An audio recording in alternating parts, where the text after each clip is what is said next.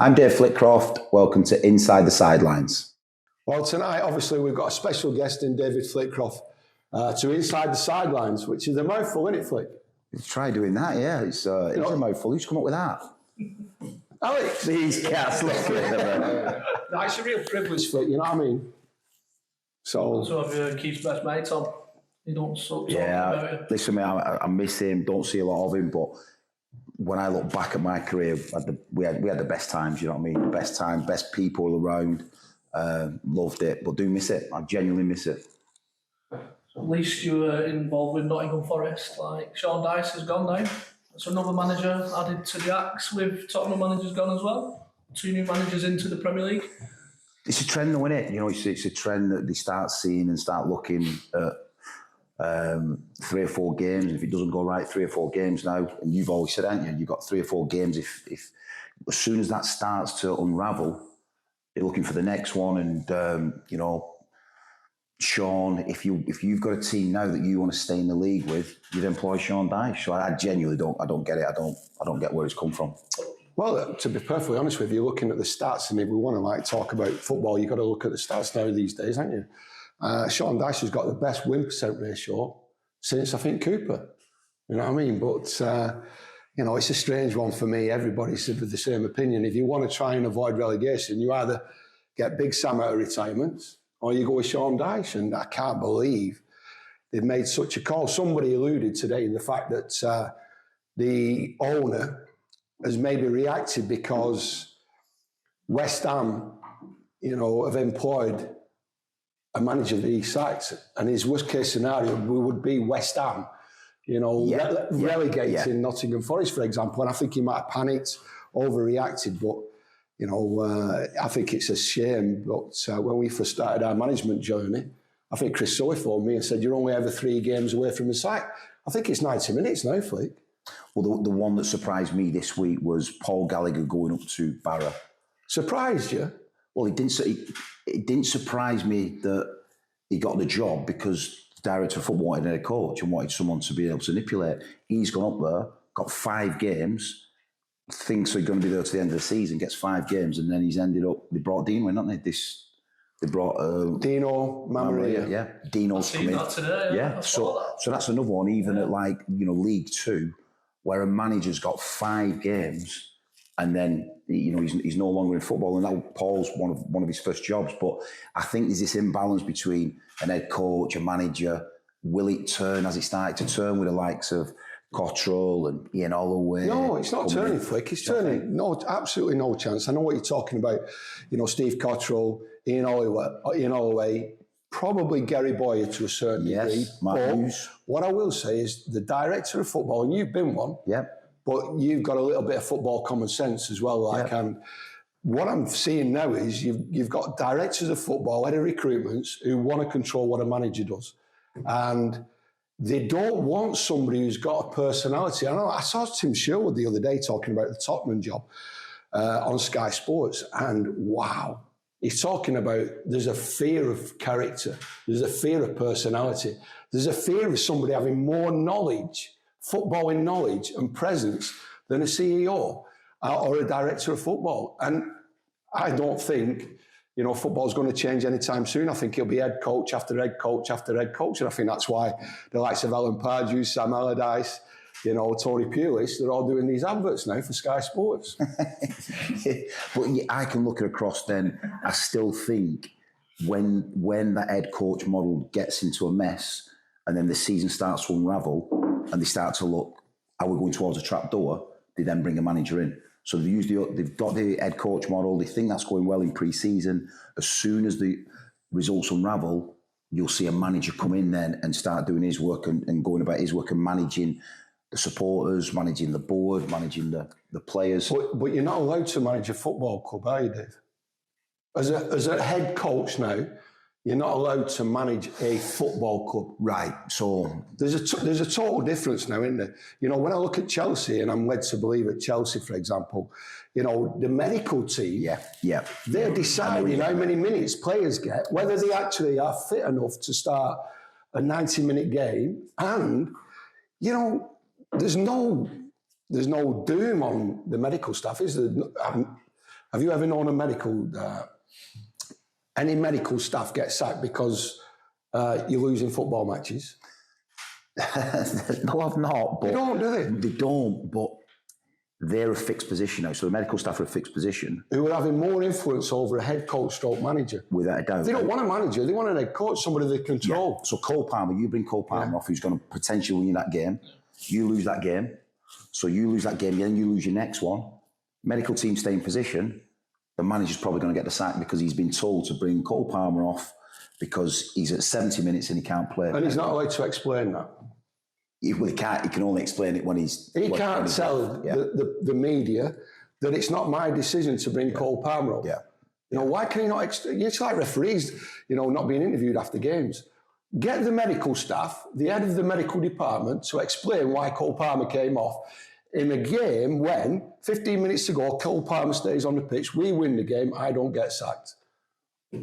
Medical, head of medical department. But I look at it, right, Elaine, you're talking about the director of football and the manager's relationship, and all I can say to you is that when I had Darryl Clarke, who was a manager, so I brought Darryl Clarke in, who was a manager, and you know Clarke. Of course I do. He's headstrong, he makes brilliant decisions. Every single meeting about a player that we brought in, if he turned around to me and said, Flick, he's not for me, and this is why he's not for me, I'd go away and give him some more evidence and try and influence him.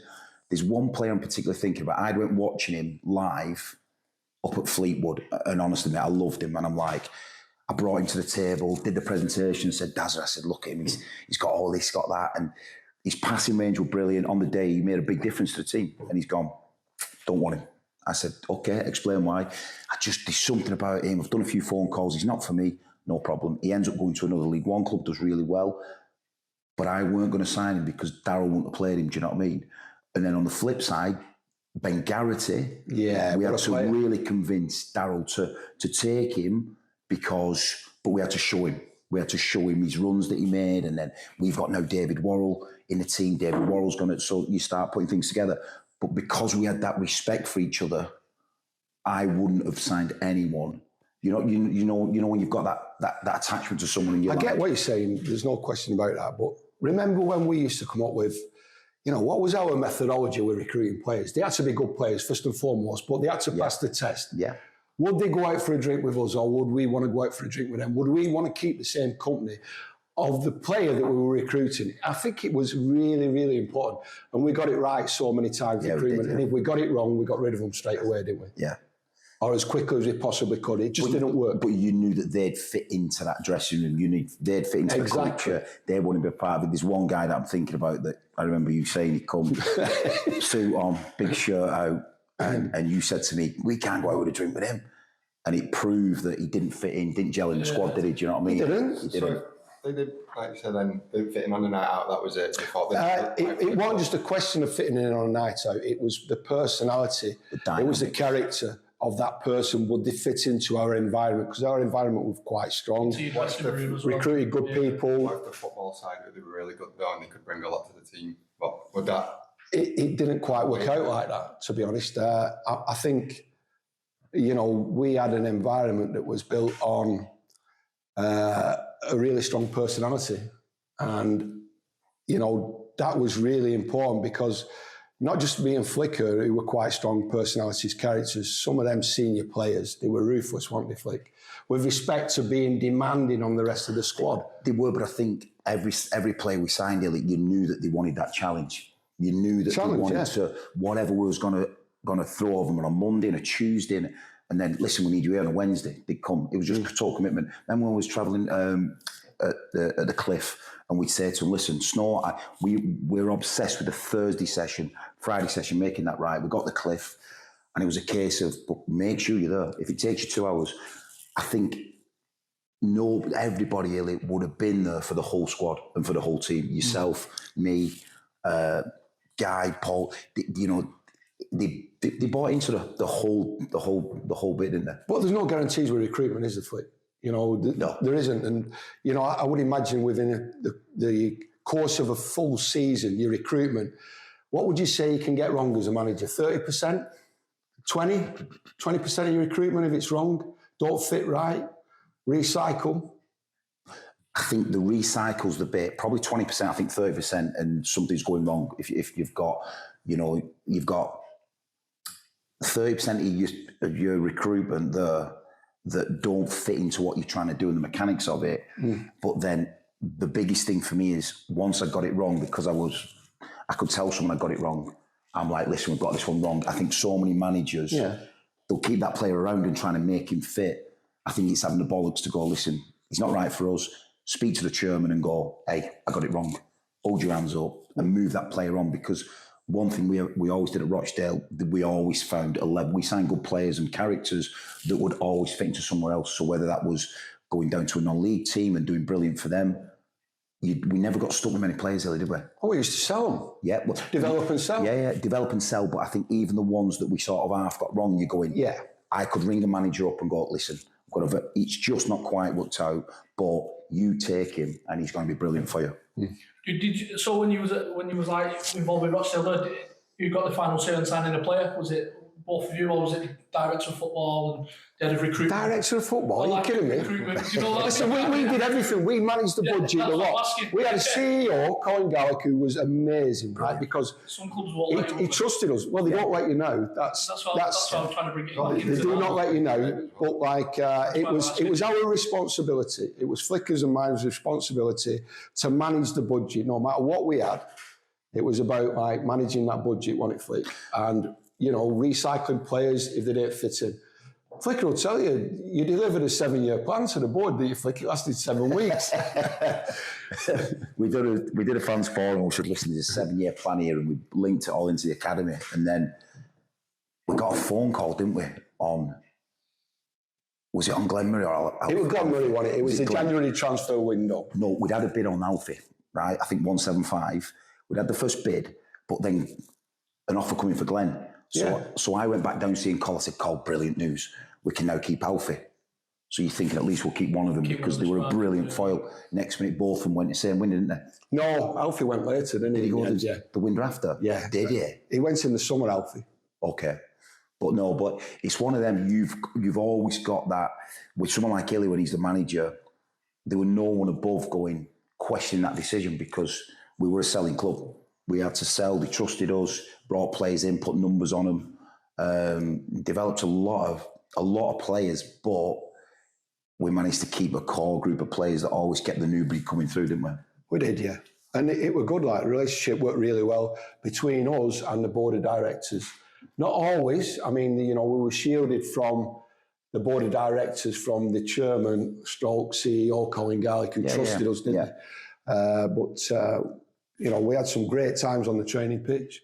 We had some great times, trying to, produce this success that hadn't been there at Rochdale for, 49 years, I think it was, Flick, wasn't it? The previous, once only promotion that they had. I think the club itself, Rochdale, was a place where you went towards the back end of your career. You had a decent career. You went there just for that last year, just to finish it off, and and it was. I was only 27. What are you talking about?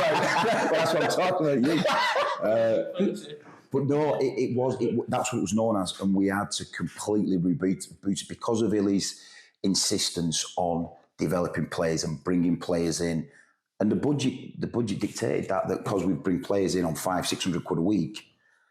There was at a certain level we had to put that next layer on them, and that next layer and that next layer. You sound like Big Ange now. Postecoglou, whatever his name is. In what way? Oh, he's talking about not being able to recruit Champions League players. Where did we get them from? We got them from B&M Bargains, didn't we? Yeah. No, they were. Is it B&M Bargains? But they were hungry, weren't they? They were hungry, weren't they? They were hungry as. Marcus Holness. We made sure that those players were hungry. Yeah. We challenged them every day. Craig Dawson. I mean, wow. Got a great career as well, yeah. You knew it was going to do. Have you told him the story about Jerry Lusker? We got him from Redcliffe, Jerry Lusker. I know Jerry Lusker. Do you? I know his lad Joe as well. Yeah, Joe, yeah. He said he actually wants to come on it, by the way. Who, Jerry? Jerry, yeah. Oh, dear, you'd have to save about 4 hours camera time for that. He actually spoke to me a few weeks ago with Joe. He said, "Get one in, that'll be great." He'd have the first 2 hours going about his extension. 100%. Is he still doing it? He's still telling me about it. He's still going on with that extension. But no, so we took Craig Dawson in, and he was at Radcliffe Borough. it was a month's trial. We got the insurance for a month. So we had a month's trial, and then we played at Leeds. Well, he was still playing for Radcliffe Borough, wasn't he? Yeah. He was training with us during the week. He worked for his brother. His brother allowed him to have the time off, didn't he? Yeah. But he still played for Radcliffe Borough. Right, okay. But we sort of wanted to see him over a month. Anyway, first day he's come in, we're in the cliff. He's nailed daggers. Chris Dagnally's nailed him. Yeah. Then Alfie Lafondra, a bit of different style, nail Fons. So we're like, wow, who is this kid? And then about 2 weeks after, he played in a game at Ellen Road, and we had the belts on, GPS, blew the belt up. 2 days after, I get a call off Jerry, and Jerry said, Dave, he said, has Dorse played at Ellen Road on the Tuesday or Thursday? I said, yeah, he's blown the belt up. He went, unbelievable. He went training that night with Radcliffe Borough. And we knew then that but he hadn't told anyone. He'd come out of 2 days. If you'd have played at Ellen Road, you'd have been all over it, wouldn't you? Yeah. You'd have been all over it telling him. So, but he had that. I don't think I've ever met anyone so hungry for success, driven. Yeah. It was frightening. He trained every day like it was going to be his last training session. And you listen to Pep Guardiola now, train like a, what do they call it? Train like a beast, play like a beast. Yeah. Yeah. Now, he trained like a beast, like it meant something every day. There was somebody coming off the pitch every day injured, wasn't there? Craig Dawson's done it again. He didn't want to, well, you used to say about that lock-on press, go and lock on. And he'd lock on, but you're not getting past him. He had this, it was almost like a personal thing, didn't it? He didn't want to, you're not going to invade his space and you're not going to go past him. But I used to do stuff in the afternoons with Dorse where he's diagonal balls and then he's at diagonal headers and he'd be heading him 40, 50 yards and getting him in the line. But then he set pieces. Everyone's always scored 11 goals that season, 14 goals that season. He's out training every afternoon. People thought it was a fluke. It wasn't a fluke. He put the work in, didn't he? He put the work in, there's no question about that. But remember when, he hit an unbelievable diagonal, didn't he? And it was a big thing of the way we played. We'd get Craig Dawson would get the ball. Hold the team that side. And he'd hit this diagonal. And then all of a sudden, teams were starting setting up to allow Marcus Onus to have the ball. Yeah. So Marcus Onus wasn't the best with respect to having the ball at his feet or the passing through the lines or, going on a diagonal. But everyone would talk about it. He started to step in. Talk about Craig Dawson's diagonal. But then Flicker, so we knew that teams were saying don't let Craig Dawson have the ball because his passing was unbelievable. So Flicker started working with Marcus Onus. So they wanted Marcus Onus on the ball. So Flicker started working with Marcus Onus. All of a sudden, Marcus Onus used to drive forward to the ball and he used to play the ball. Then he threw the lines. Unbelievable. They want to strike a little. And he was brilliant. It's almost like you evolve because of a weakness that you've got. But then Marcus Onus, who was it become a strength for Marcus Onus. Marcus Onus was quick, he was a bull, he was strong, he was really competitive. But he didn't really want the ball.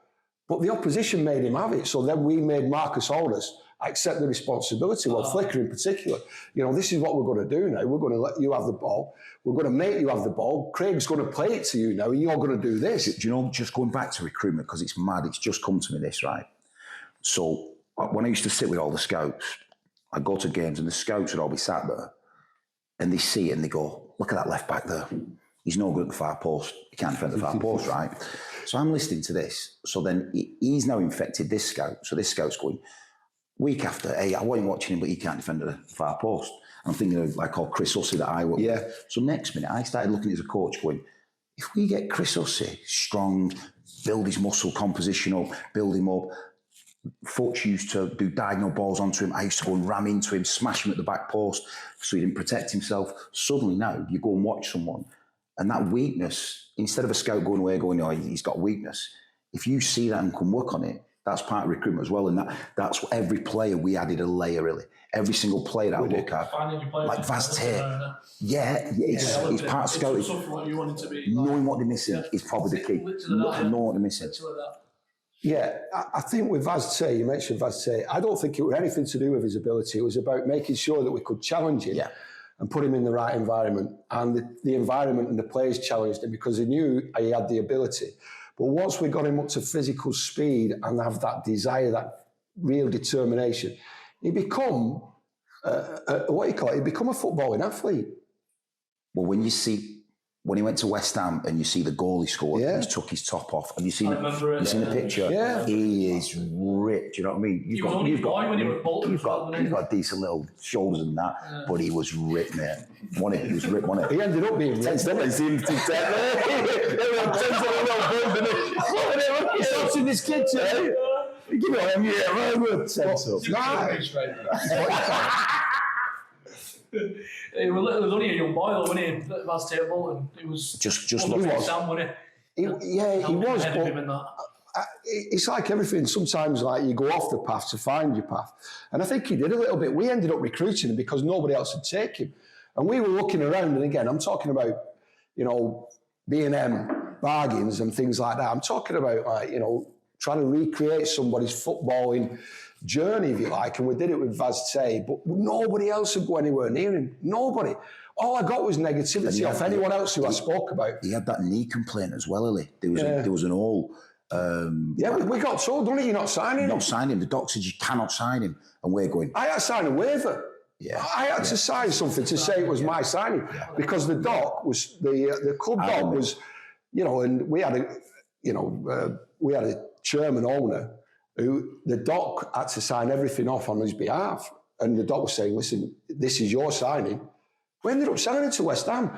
You know, we were on our knees begging, don't sell him. The thing with Vaz, though, Illy, with that team, because the team drew you on with the passing, they drew you on, they come and pressed on us quite hard, quite high up, didn't it? And it allowed Vaz to jump the other way. Yeah. And once he's got the other side, but his quality, that 6 months was just off the charts, wasn't it? Yeah, 12 goals in 24 games. You had a good little strike first, though, didn't you? You had Mido. You had Rain. Oh, no, we didn't have Mido. Did Mido not come under you?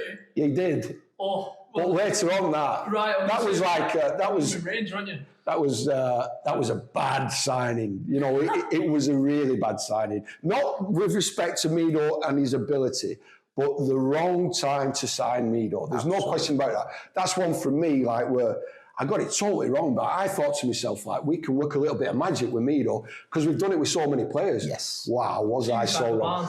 But so wrong. But the difference when you look at that, Ellie, the younger players that wanted it, your Dorse was young and hungry. Mido had been there, done it. Been there, seen it, done it. Yeah, and I think that the younger one, that one had gone, do you know what I mean? Well, the difference was, like, Mido was brilliant socially, wasn't he? I would go for a drink with him. He had a story to tell every day on training, didn't he? He had a nightclub under his house, didn't he? He had a nightclub? Under his house, yeah, I'm sure. I never went in that one. Well, I didn't. He missed that one, didn't it? Honestly, but, like, what a character, what a personality, but just a total wrong time. We could not do anything to convince him to get his football fitness back. Nothing at all. He had the ability, honestly, wow. He scored a lot of goals in the Premier League, though, didn't he? Yeah, in the Premier League, yeah. Not in the Championship when you're trying to avoid relegation. Did you have Drinkwater in there then? Did he play there then? Season before that. Was it? Wow. Good player. Just when you watch the Man United players, they can play off both feet because Jacob Butterfield was similar, wasn't it? And we could take a corner from the left. Jacob Butterfield was left-footed. But he could take a corner from the right. Oh, he was right-footed as well. Yeah. He's ambidextrous. Yeah, but played for Bolton as well, you know. Yeah, that's the same. It's the same one who comes to Bolton. Yeah. That's the next thing to say. But when you watch the Man United, they can play off both feet. The trouble with Drinks, you'd see him for 10 minutes in a session and he'd score 2 worldies and it'd be unbelievable. As soon as Drinks then started to put day after day after day after day, he was unstoppable when he was unplayable. It was absolutely ridiculous. Because he had a bite as well, didn't he, Ellie? Not just a bite, like, he had an engine, a footballing engine. Yeah. We recruited players, like, and again, we're talking about personality, character. When I was a youth team coach, I quickly learned that you can't turn an athlete into a football player, even though they play football. You know, so I've always thought, you know, as long as I get them fit, or an athlete, I can teach a really, really good athlete into being a football player. You can't. It's got to be the other way around. I've got to convince you, the football player who understands the game, who's got football intelligence, to be a better athlete. And that's what we did with Danny Drinkwater. That talented player, he doesn't sometimes want to do it. They don't. You've got to find a way. They become entitled, don't they? They think they're entitled because they're good. Yeah. The good technicians. Danny Drinkwater was the best technician, one of the best technicians I've seen. But with respect to his footballing engine, unbelievable. Once we got it fired up, kick-started it, he started thriving. He knew he could do it in the Championship at a breeze. Unbelievable. We cleared him up with Perkins, Jacob Butterfield. We had the perfect combination, didn't we? But there were a clause in his contract. We thought we'd get him after January, and it went right to the last. And then we ended up playing Leicester, didn't we? We played Leicester. He sprayed it all over the pitch. Leicester then bought him off Man United. I was just going to say he signed him. He signed him, after Barnsley. The loan was just getting better and better, really, wasn't it? The loan was just getting that place. He involved in that Watford game when he missed that penalty. Yeah. He played in that one. Yeah. That's mad. I remember going home in the car after we beat Leicester. And we're saying it's going too well, this. I think we were up to 8th in the Championship. Yeah. With a threadbare squad, the lowest budget in the Championship, and we're almost on the edge of the playoffs. And within the space of 24, 48 hours, we lost Butterfield against Leeds, didn't we? Yes. We had Drinkwater sold to Leicester. We had Vazte sold to West Ham. And, you're looking at it and thinking, they were the three main components of the way they were playing. Do you know what you're expected to do then? And this is the mad thing with recruitment. Replace them. Well, West Ham can't find that player. So Barnsley now to replace Vazte and Pomp, to replace a Danny Drinkwater, that's hard right at the Well, later on in that season, West Ham played us. And we were talking with Sam, and Sam just said, basically, you've got no threats now. We put your team up, and your team's got no threats, whereas like 6 months ago, at the end of January, when you sold your players or you lost your players, you had a real threat. Yeah. And you were really dangerous, whether it was possession-based or whether it was counter-attack, because we had the pace, we had the power. Then you just become that one-dimensional that managers can set up against and go. And they beat us 5-0, didn't they? Yeah, they did. West Ham. Yeah. Was that at Barnsley? At Barnsley, that was, yeah. So we linked over the line, and then the next season, Flick, it started okay, but gradually we got to a situation where there was a lot of pressure on, basically from the CEO, wasn't there, to get rid of me.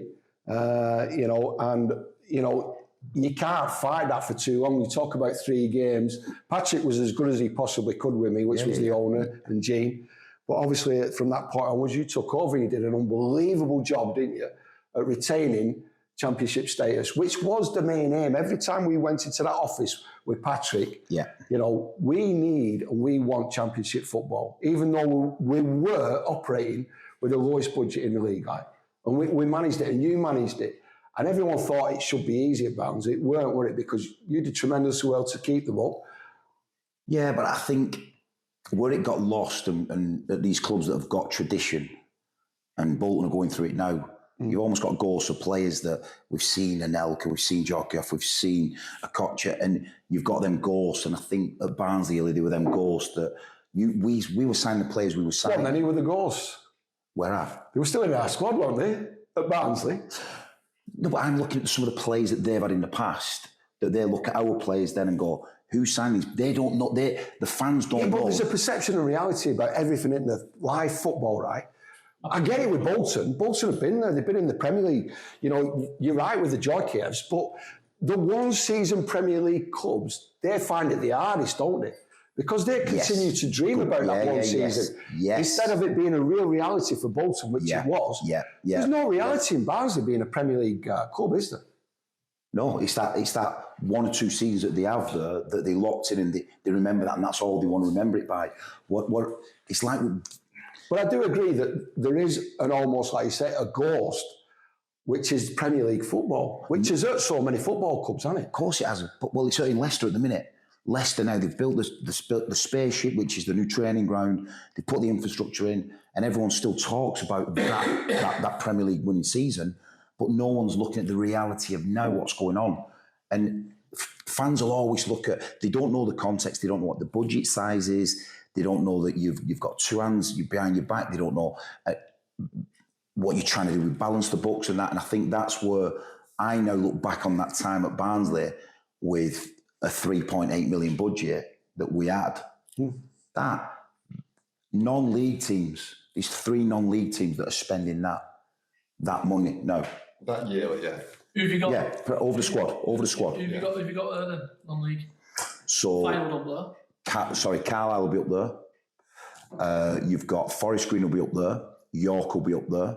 Yeah, they've got a bit of money, haven't they, though? That's the sort of money that's now in non-league. So, going back to obviously Barnsley budget being spent, staying in the Championship on 3.8.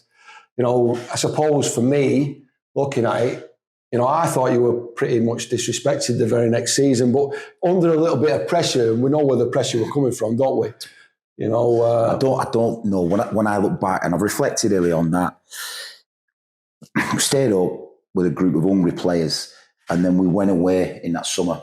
Oh, I know, I've heard about this. And I think I fell in love with it because of what they'd done. We'd scores the juice out of the orange. And you fell in love with what? The players. I thought you fell in love with Marbella. No, they just, every one of them, because it was so unbelievable, every one of them, you wanted to give them reward. But what had happened is everyone else round us had got onto that next level, spent another 2-3 million. In the Championship? Yeah. 100%. They were always doing that though, weren't they? Yeah, but everyone else jumps and all. But the budget had stayed the same, but I just used more of it on the players that we had instead of freshening up, instead of bringing a new vibe. That's your loyalty though, isn't it? Loyalty, $1,000,000% loyalty. But because of what they've done and that loyalty, and you're going, I can't believe that they've just done what they've done. But we'd only stayed up by 30 odd minutes. We've not stayed up by loads of points. So then that, as soon as everyone else is starting to recruit and really have a go at it, the next season, it felt as though we're just pushing water up a hill. Do you know what I mean? But you're always going to do that at Barnsley. And that's where, there's no reality from any supporters, is there? And I've been ridiculed for calling supporters fickle, which, their sort of success is gauged on your 90 minutes as a manager. Not what you do with the players, not what you do on the environment, not what you do on a daily basis. It's results driven, even more so now by the supporters. And, it was unrealistic. If Barnsley manager, basically, realistically, staying in the Championship is massive success, but nobody else relates staying in the Championship, avoiding relegation as being successful. And I just remember when I was there, the season we did stay up, and you stayed up the next season when I got sacked in January, is Patrick phoning up and saying, well done. I said, well done for what? We finished fourth bottom or whatever it was at the time. You did exactly what you told us to do. Yeah. What we asked you to do. Yeah. You told us you would stay in the Championship, and you've done it. But when you reflect on that now, has it been 6 or 7 years there's been a League One club? League One club. They did it under Valerie Ishmael, I think, where they got promoted. Yeah. And then he took them into the playoffs in the Championship. And then he went straight away, didn't he? Yeah. First opportunity, Crystal Palace, I think it was, he left. And then all of a sudden, I think Kekis took them up and then took them back down to League One. Yeah. But now, they look to me as though they're part of this new model where they want to just develop players a certain style. They've got a process coach, and I know you're all about the process, Flick. But I don't see that as a sustainable. When we went in, it was all about Championship football, wasn't it?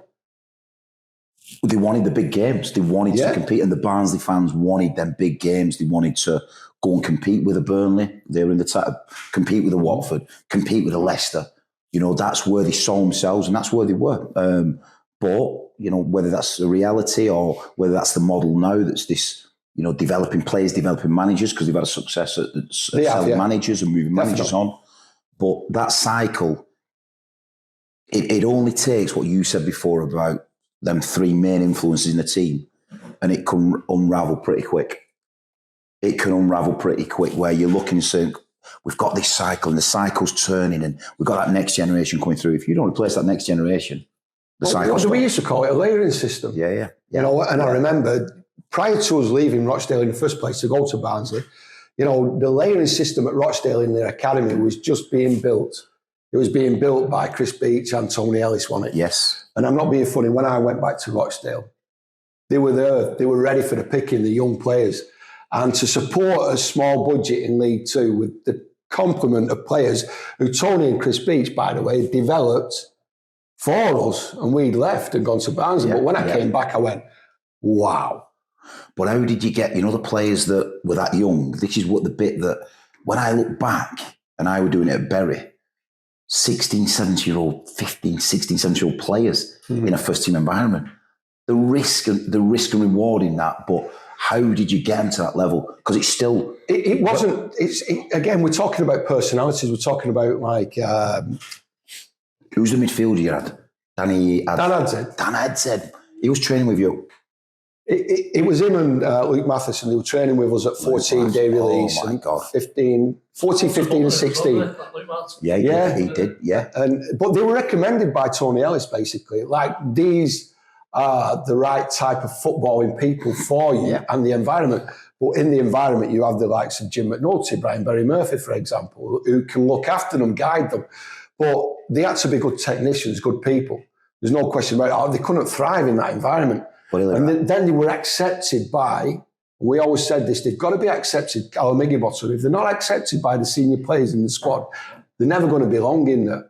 So they had to be humble. And how long's that ago now? Who? That cohort, is that 7 or 8 years ago? Dan Adzed, he was 2018. Because I look at the academies now. Yeah. And they've got a lot of young coaches in there who probably don't know how to challenge people and get the best out of people. That is the scariest thing that I've ever seen, thinking that a 14, 15, 16-year-old player would be ready now. They're babyfied. They're protected. They're protected. They're unbelievably protected by the players themselves. And they're almost like parents, the senior players. But every player, they want to see young players develop. They want to guide them on the right road. And I just remember, like, we played Millwall away with Dan Adzed, right? So Dan Adzed, the previous round, I think it was, we'd beaten Doncaster away from home, and I played Dan Adzed from the start as a 16-year-old. He had something like 150 passes, something like that, as a defensive pivot at 16, right? With Jimmy McNulty behind him, guiding him. You're not going anywhere, right? So the next game that we played was Millwall away, but I didn't select him to start. He was a substitute. We were winning 2-1. And they equalised, their midfield player run off the back of Dan Adzed into the box and scored. Well, after the game, Callum Camps had a go at him. And he almost had a go at me, Camps, saying it's because of him. But that was, and he looked and he was like, not startled, like, but it was part of his learning, part of the process. And it was brilliant because Campsey had been through it with the senior players. But it was brilliant because it weren't coming from me. It was coming from a group of players that he trusted and put his trust in and been training with on a regular basis. So I think that's part of developing the characteristics of the player as well. 16 playing at Millwall, the new den. I was developing it as well. I don't make mistakes. You're only going to learn any from that as well. But we did that with John Stones at Millwall. Remember Millwall? Yeah. When we played away from home? Yeah. We were losing 1-0. And the two centre forwards were Chris Wood and Darius Henderson. Yeah. Two centre forwards, and he went back to front at the new den. And we had Scott Wiseman and Fozzie playing at the back, didn't we? Scott Wiseman, we played him as a centre half because of the pace, and John Stones were playing right back. And we were getting mauled, not particularly Fozzie, but a little bit Scott Wiseman-like, because he wasn't a physical player, but them two, Chris Wood, Darius Henderson, they were mauling our centre half, so losing 1-0. We were just getting away with it. And it was during that game, I said, listen, we've got to put John Stones at centre half here. We put him at centre half. Put Scott Wiseman back to right back where he felt more comfortable at times. And we ended up winning the game 2-1. But that was the start of John Stones being ready to play central defence, because we were protecting John, weren't we, by playing him right back in the Championship. But we knew he was always going to be a central defender. Yeah, he weren't physically ready, were he, to move inside How old were he then? 18. 18. Why is he texting me today? Text me too. Has he texted you the patches, the eye patches? It's happening in Germany. Yeah, but they brought these glasses out. He brought these glasses out, right, that impair your vision, yeah. But why is he's texted me today going, Flick, we're doing, like 12 years ago, we had the eye patch to put an eye patch over the player. They've only got one side of the vision, so they've got to turn their head more and scan. Do it to the other side and then take it off, and then suddenly they've got this peripheral vision. We were doing that 12 years ago, but now it's a new thing. And we were doing it with the pirate eye patches. Pirate eye patch. Yeah, I've still got them. I've got some in there. I mean, I do. There was an anchor on the front of it. I do the lads team, and I've got the eye patches. I've still got the eye patches because it's all about, like, using. I suppose at times, like using your head to see instead of using two eyes, you're using one eye. And listen, Wisey Brilliant. Is he head coach of Gibraltar's national side? Yes, mate. Yes, mate. All about the lifestyle, isn't it? But no, listen, you know. And what about Bury then, Flick? How did it go at Bury? I was Saturday, so I went over. I saw that. What are you doing dining out with Andy Burnham? No, so I did the questions and answers, but it was good for me because when I left Bury, there was a lot of unanswered questions, you know, because of Stuart Day and where it was at. Just gives me a chance to just tell the fans 9 years after where things were at and behind the scenes where things were at and what he tried jumping to. But it looked good, mate. It was 9-0, 6-0 at half time, 9-0. Finished it. And what's mad is that Jono's gone in now, hasn't he? Jono's gone in this week from Radcliffe, boyhood club and all that. He's gone. But no, because I've been, you know, when I did the coachathon. So a few months ago, did the coachathon. And I'm going to do a Manchester one, but I needed Andy to sort of support it and back it because him and Sam's been working on something, you know, like mental health. And he's been working with Trevor Stephen on something as well. So it was just a brilliant chance to sort of have that chat with him and see where he's at. But honestly, mate, he's a football nut. He's like Everton fan, football nut. Does he know his stuff, yeah? He's just honestly, I'm going to say it, he's a proper fella. And we've got one of my cousins, he's called Simon Flitcroft. He's a good player. So he said to me, is Simon Flitcroft related to you? I said, yeah. He said, wow, I just remember him at culture of just taking the ball and moving with it. This is what he was saying to me. He said, I could tell he was like part of the Flitcroft family. Do you know what I mean? Well, you never move like that. I did it on the dance floor. No, that's the worm. Yeah, that's the worm. But, oh, Jesus Christ. Got too big for the worm, didn't I? In the end. What was your... the worm that turned. What was your training method like with Fondra? He likes them, didn't he? Enjoyed doing them. Do you know what, Alfie? He'd always shoot. He loved shooting, but he'd always ask for some extras, right? And remember we were at the Littleton Road, and he's at Littleton Road. You've got 2 pitches, and then you got the big balcony, and all I could hear were I'm doing some work with Alfie, and Illy shouted on, "Flickers, any chance?" And he bellowed it out. So Alfie went, "What are you gonna do now, you pussy?" To me, right? And I went, "I don't know, Alfie." I said, "Listen, we've not finished. Got another 10 minutes, right?" And he said, "What are you gonna do?" "I bet you're going." "Shitbag, I bet you're going." Right, next minute I've stayed out. And then I think Illy had shot off, and then I ended up going with Jack, the kit man, going on with Jack. But Alfie, he could have stayed out for 2 or 3 hours if you let him. And working on his craft, you know what I'm saying? So people look at Alfie, and he was a natural striker, 1,000,000%, but he worked at it. He worked against the keeper's positioning. He'd offset his movement, the way he negotiated space inside a box. He loved doing his extra. Dorse, Alfie, there's no reason why they're good at what they do. There's a reason why they're that good, you know what I mean? Yeah, they're not busy, they're professional, aren't they? You know, yeah. Remember, like, we've had players who, you know, tried to separate the staff from the players, and it was almost them and you. Yeah. We had a unity, you know, and I remember people saying, you know, about Craig Dawson, stop being busy. I said, hold on a minute. Don't tell him to stop what he's doing. He's going all the way to the top, this kid. You know, you shouldn't have them. I mean, you know, Jim Gannon said it famously, you know, and I've used it many a time. Don't practice failure. You know what I mean? Why would you practice failure on training pitch? There's so many players that we've come across who, you know, they stand on the right wing during training practicing the golf swing, you know, instead of like practicing the craft, which is football. Yeah. You know, and I haven't got time, or I'd never had time for those players who didn't want to practice the craft and didn't want to practice the profession, which is football. You know, and quite often they turn up and want a lazy day instead of a productive day. Were Alfie with us when we jumped off that cliff in Benavis? He mentioned it on his podcast. He actually mentioned it. Well, the night before, we'd had a few beers in Benavis, and the lad who used to take us out the Obo, he were out, and we walked back, and we found this, like a bit of an hill, like a... cliff one, it was a cliff, but this lagoon. It was bigger than a hill. I'm not sure it was big. It were because Jack the Kit Man. Sorry. No. So Jack, do you know Jack? Have you seen Jack? No. Oh mate, you've got to right. So Jack, he's gone to Obo, We walked to the end of the clip and he's looked over like that, and I've looked over and I've gone, don't fancy that. I'm not great with heights anyway. So Obos, so next minute, Jack had just gone, Geronimo! Flies off, and as he says it, hold it down! Drops into this thing, but he had an hearing aid, didn't he, Jack? Yeah. He had an hearing. So next minute, and I don't know where it come from, this dog jumps in and starts getting him. So Jack's shitting himself, but he's trying to swim like this hearing aids fella. I've lost my hearing aid, I've lost my hearing aid. So when we're walking back to the hotel then, we says, tomorrow we'll take the lads up. Yeah. And they can swear allegiance to whatever getting promoted or whatever it were. And then I remember, I'll never forget, they were Chris O'Grady. Chris O'Grady was an Adonis, wasn't he? He had everything. Oh, I'm telling you, he had everything.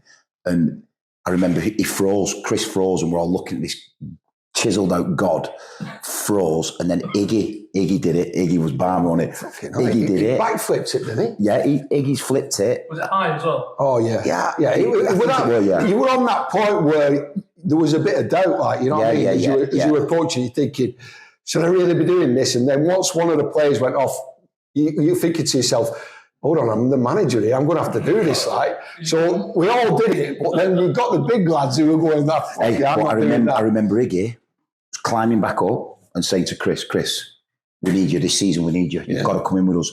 And once Chris had done it, he felt liberated. You know what I mean? He felt great. But the main man doesn't. Because we used to have ice baths. Remember when we used to go in ice baths with players at Littleton Road? Yeah. Chris O'Grady would get in and like I shrunk to nothing. I absolutely just nothing. And Chris was just there, wasn't he? Just absolutely like an Adonis, wasn't he? Well, there used to be a tap, didn't there, in Barnsley's changing rooms, and all the players who went to Barnsley, Orkwell, will remember the Orkwell tap. Yeah. You know what I mean? It's very similar to like Chris O'Grady. But every player's really got a story for me because they're all just missing something. But when you put them all together, they were formidable. Do you know what I'm saying, Illy?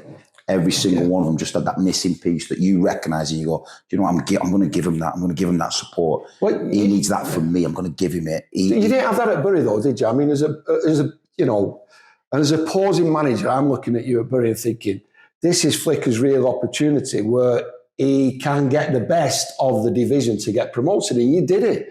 But how did you deal with like all them, for League Two?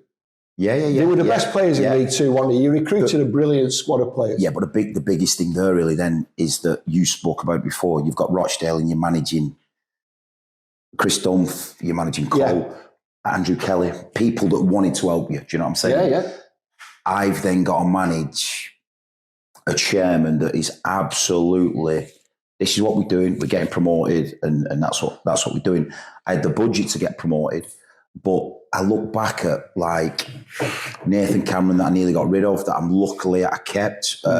Nathan Cam, absolute warrior. Kelvin Atuhu, Tom Saws, Daniel Nardiello up front. There was some real quality in that team. And I think that when I look back at that team, it had a little bit of style, but it had some steel as well. We could compete at set pieces. It had a little bit of everything, mate. Do you know what I mean? And then when you get a Nardiello, look at all the teams that you've had that striker to finish off the work, we've been successful. Yeah. But it would to be honest, when I look back at the back, like Craig Jones, really solid fullback, Chris Hussey, brilliant fullback, and then the magic that I had in the team with Danny Mayer, wasn't it? Who could beat on his own. Absolutely. As a left wing back, Danny Mayer could just, you can lock a certain part of a team down. But if we could open you up on that left-hand side, Danny Mayer he just caused chaos, you know what I mean? Ryan Lowe, did he play for it then? Louis was there. Louis just come after. So I had Nards, and then Louis come. A really good signing that I made with Clive Platt, 6'6", centre forward, and he just gives a different dimension. When the pitches started to go a bit, we went a diagonal, went a bit longer. Play was good for us. Chris Sedgwick played about 36 games that season, really, as almost like, like a Milner or Barry type player that just... Where did he come from? Did he come from Barnsley? He played quite... Preston. He was at Preston for a long time. Preston and Rotherham. Just good, solid people. But that expectation, you're living with it every day. The chairman took me up to Newcastle once and he's gone, he said, I want to get in a championship. But I said, it's going to take a few years. He went, no, but when we do, I want to go in Newcastle, beat them 3-0. Just an absolute... It's ambitious, not just deluded dream. But then what starts happening, you start taking yourself on that journey, do you know what I mean? And not bust and boom. And it was dangerous. And you look at where they ended up, do you know what I mean? Lee Clark come in and said, previous manager said, we can't get to the Championship, we'll get to the Premiership, bringing people like Jason Beckford in, bringing top players in to try and challenge to get to the Championship. Well, we beat that team when I was at Rochdale, with Jason Beckford in, etc. I think he might have left, but Clarkey was still there as a manager. Yeah. And there was almost, when you went into the stadium, there was almost it didn't feel right, you know what I mean? Yes. Because I think people realised, certainly players realised, that it wasn't sustainable. So there wasn't that unity. There was almost like looking over the shoulder. When I can get out, I'm going to get out. So I thought they were an easy target to beat, and it's hard to manage that. Because I'm thinking to myself, like, there's no unity here. They're all trying to leave. Yeah. It's a bit like when Salford first come out, Illy, for like 2 or 3 years, and they're getting players on treble the money. So your 2 strikers are on top money. Yeah. Hey, and then they don't really want to be out there, so they're injured. So then you're having to do the leg work and the graft, and that's where you lose that unity. I think Salford under Carl has come more on a level keel. Oh, definitely, yeah. And it starts to look like a team. Yeah, it's starting to look. If Salford do go up, it'll be about the team and that unity, and not just one player that's the standout player. Or the budget.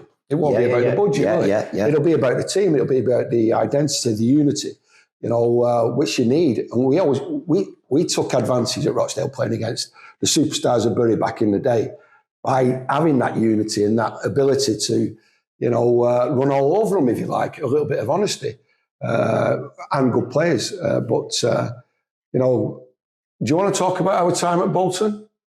You was on the Phoenix, weren't you? At Bolton? Was he involved with you? Yeah. Risen from the ashes, the Phoenix. Yeah. Do you know? No, listen, I'm not being funny, Flick. And again, in comparison, right, it was something that we chased down and we really did want that opportunity. We've got to be careful what we say, obviously, because Mark Howes will be all over this, trying to pick things out of it, and then all of a sudden we'll be on the back of Bolton Evening News again.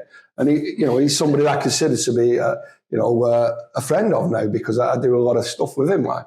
But it was something that we chased down. It was our dream, wasn't it? But I'm looking at it now, and I'm thinking in comparison. I look at Sheffield Wednesday, right? The position that they're in now, they're minus 7 points through 31 games. 31 games, minus 7 points. They've won 1 game all season. And I think they played 34 games, 35 games, I think. No, sorry, they played 31. When our season was finished, it was 34 games because of COVID. Yeah. And we had taken part of, I think, 31 league games, and I think we won 5 and drew 10, but I think overall the club and the previous manager, they drew 1 game against Coventry, the famous game. When I'm looking at the situation that we found ourselves in comparison to what's happening at Sheffield Wednesday now, and there doesn't seem to be the same drama surrounding Sheffield Wednesday. Or is it just because we were in it and we felt that drama? No, listen, I did 3 years at Barnsley, 3 years at Bury. You've done years at Rochdale. I've never had to do as much in 6 months and go through as much as what you've ever had to get through in 6 months. So, listen, I'm a Bolton fan, been a Bolton fan all my life, got a grassroots club in Bolton. Yeah. I love the place. But when I'm now being honest, I'm looking at back, I'm like, the academy staff at the time did not want us to succeed. Fact. Now, that's an easy one for me to say. The team got out, so I'm a good pal with Paul Warne and Mickey Pollitt, who's at Rotherham at the time. So Rotherham had played 4-3-3 leading up to the game. Our first game, nobody could.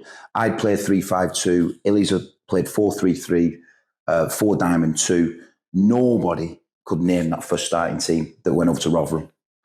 Next minute, they started with a 4-4-2, played 2 strikers against us. They'd found out the team. Now, we know where they'd found out the team was someone from the academy set up in the club, right? Yeah. Now, this is in your first week. This is a week where the academy, they weren't allowed in the dorm to watch training. They weren't allowed on the top pitch from the previous management. They weren't allowed to have a coffee or watch telly in the canteen with the first team, right? So they've been banished, right? Whose rules are them? Who's made them? The previous management had said that that's what's going to happen. Right. Me and Lee went in. Like that. Well, but we went in clean slate and we went, hey, the telly that I got, Illy, the big telly, I said, this is ours. It's the club's. We can use it. We got a coffee machine. Honestly, we thought we had this collective. When that starts happening, right, and you've got your team going, I think it's the biggest, the distrust you can ever have, right? The distrust you can ever have. So then they found our team, and then we eventually found out it was from the academy. So you've got things like that. You've got a guy called Tobias Phoenix who come in, right? Bit of a cloning, though, isn't it? Imposter, mate. But I think he'd been a tube driver or a bus driver before, come into the club, and now he's in Illy's team talks, he's watching Illy try and work. I did a possession session on the pitch. Remember the possession session pitch? He went, played Wickham, and he went, Flick, can I talk to the lads?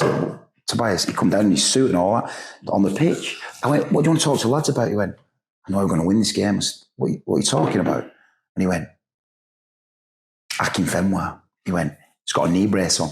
Look at that knee brace he's got on. I went, right? He always plays a knee brace. He went, I just want to tell the lads that if we kick him on his knee, we'll win this game. Right? That's like your director of football I'm like, are you winding me up? To be honest, you've had that to deal with. It was a kaleidoscope, right? And it was something that we put ourselves into that we really wanted. Yeah. But it was difficult, wasn't it, for Sharon, the ownership, and it was certainly difficult for Emma, the CEO, because it was something that they'd never experienced before, and they were getting pulled from pillar to post from everybody within football who wanted to give them their opinion on the way things should be done. Yes. It was a difficult situation for us to try and manage. It became almost like a rabbit hole, didn't it? You know, we didn't know who to trust, and they didn't know who they should trust. No, they didn't. But, they didn't. You know, I think our love for the football club and for Bolton, it almost convinced us to stay and deal with things that we never, ever would have dealt with at any other football club. Nope. You know, and in that January window when we didn't get what we needed through nobody else's fault other than everybody in the ship realised we were getting relegated. Yes. Some wanted to leave. You know, I remember an owner of a football club phoning me up, giving me the biggest bollocking on the phone without actually contacting the player as to why I hadn't re-signed him on loan. I said, well, he didn't want to re-sign. All right. You know, and things like that were materialising in January where we thought we'll be able to get more players. We lost Brigcoat, etc. But the real thing for me was, which really sunk us as an opportunity, was Peter Kenyon and Tobias Phoenix coming to the football club. And it really undermined what little bit of strength we had on the training pitch with the squad of players and with the football club. And ultimately, in that situation, you know, I've often thought about this and thought, the best thing that everyone could have done then when Tobias and Peter Kenyon come in, because they were obviously going in a different direction. Absolutely. We should have probably said, we're either going to resign or you're going to have to relieve us of our duties. But we never got to that point because we wanted to be successful. You think you're going to make it work in the trouble. I remember we got beat off Accrington. Oh, yeah. Right, so 7-1, right? 7-1. And it was, right, but that night, this is unbelievable. That night, I was going out with the family. And have you been to the Railway in Bromley Cross, Railway Pub? No, I don't think so. So Railway Pub, and I didn't even think, so I've gone in there. Well, yeah, it's right next to... all family, but it's on the line from Accrington. It's called the Railway because it's right next to the railway. Bromley Cross Station, right? So I've gone in, the family's in, all the family's in. Anyway, Bolton fans have come in the top. They've seen me at the bar. And I bet you had your Bolton tracksuit on, didn't you? And do you know what? I'd been home and got changed into a really tight shit jacket. And I'm there at the bar, I'm having a beer, and the 3 or 4 of them come over. What are you doing in here? You just got beat. I said, I'll tell you what I'm doing. I'm out with my family. And if it's something you want, just take me outside and let's go and have a chat, right? But I'll have a chat and stay. If you want a drink, we'll have a drink. I said, but I'm out with my family tonight, yeah? And I've said I'm going out. I'm not going to cower in my house and stay in the home. I live in Bolton. And that's what I'm going to do, yeah? and they were brilliant. Accrington, yeah. You know, that was one of the hardest games for me to actually deal with, because I turned around at one point and the game had gone from starting brilliantly 1-0 up to the sending off to actually imploding. And I just remember towards the end of that game, turning around and seeing two people I grew up with giving me loads of shit. And I mean, like, you know, no consideration for me, my family, or nothing. And I was just a piece of meat to them. And that really hurt me. It probably hurt me more than the actual result did, you know, and I don't think people realise that impact that it can have on you. No, and God, I was going out on that night, and we were going out for something to eat, but we were going in the railway. Well, the railway is in Bromley Cross, so that's the main station. Railway's right next to it. So I goes in there and out with the family, and it's on the route. So you're at Accrington, and then on the route then goes via Bolton. You've got the station. So next minute, loads of Bolton fans turned in, and they were all in railway. And I'm thinking, oh, what is going off here? So some fellas had come over, and they just, like, I could see they were really angry, really aggressive. And there's two ways I could have tried to take it outside and do something, and I asked two of them. I said, listen, What a straightener. Yeah, if that's what you want to do, let's go outside, but I don't, not in front of the family. Do you know what I mean? If we're going to have a fight, not in the pub. Do you know what I'm saying? It's wrong. Family's there, and my cousins were there. Our Zoe were there and stuff. Remember our Zoe being there? Yeah. So I said, well, there's an alternative to this. We can have a drink and we can tell you what's going on at the club. Do you know what I mean? And just have a chat with you.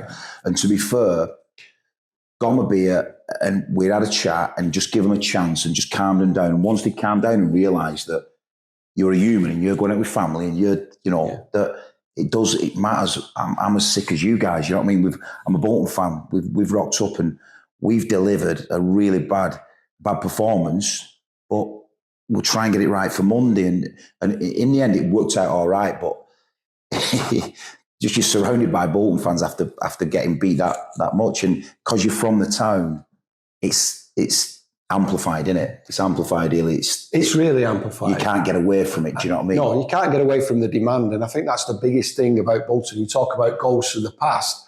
The goals to the past are the successes, what Sam brought to the football club, those player recruitment, and getting into Europe, etc., etc. They're still at the forefront of every supporter. The club's nearly folded, gone into administration, nearly, survived because of a new consortium.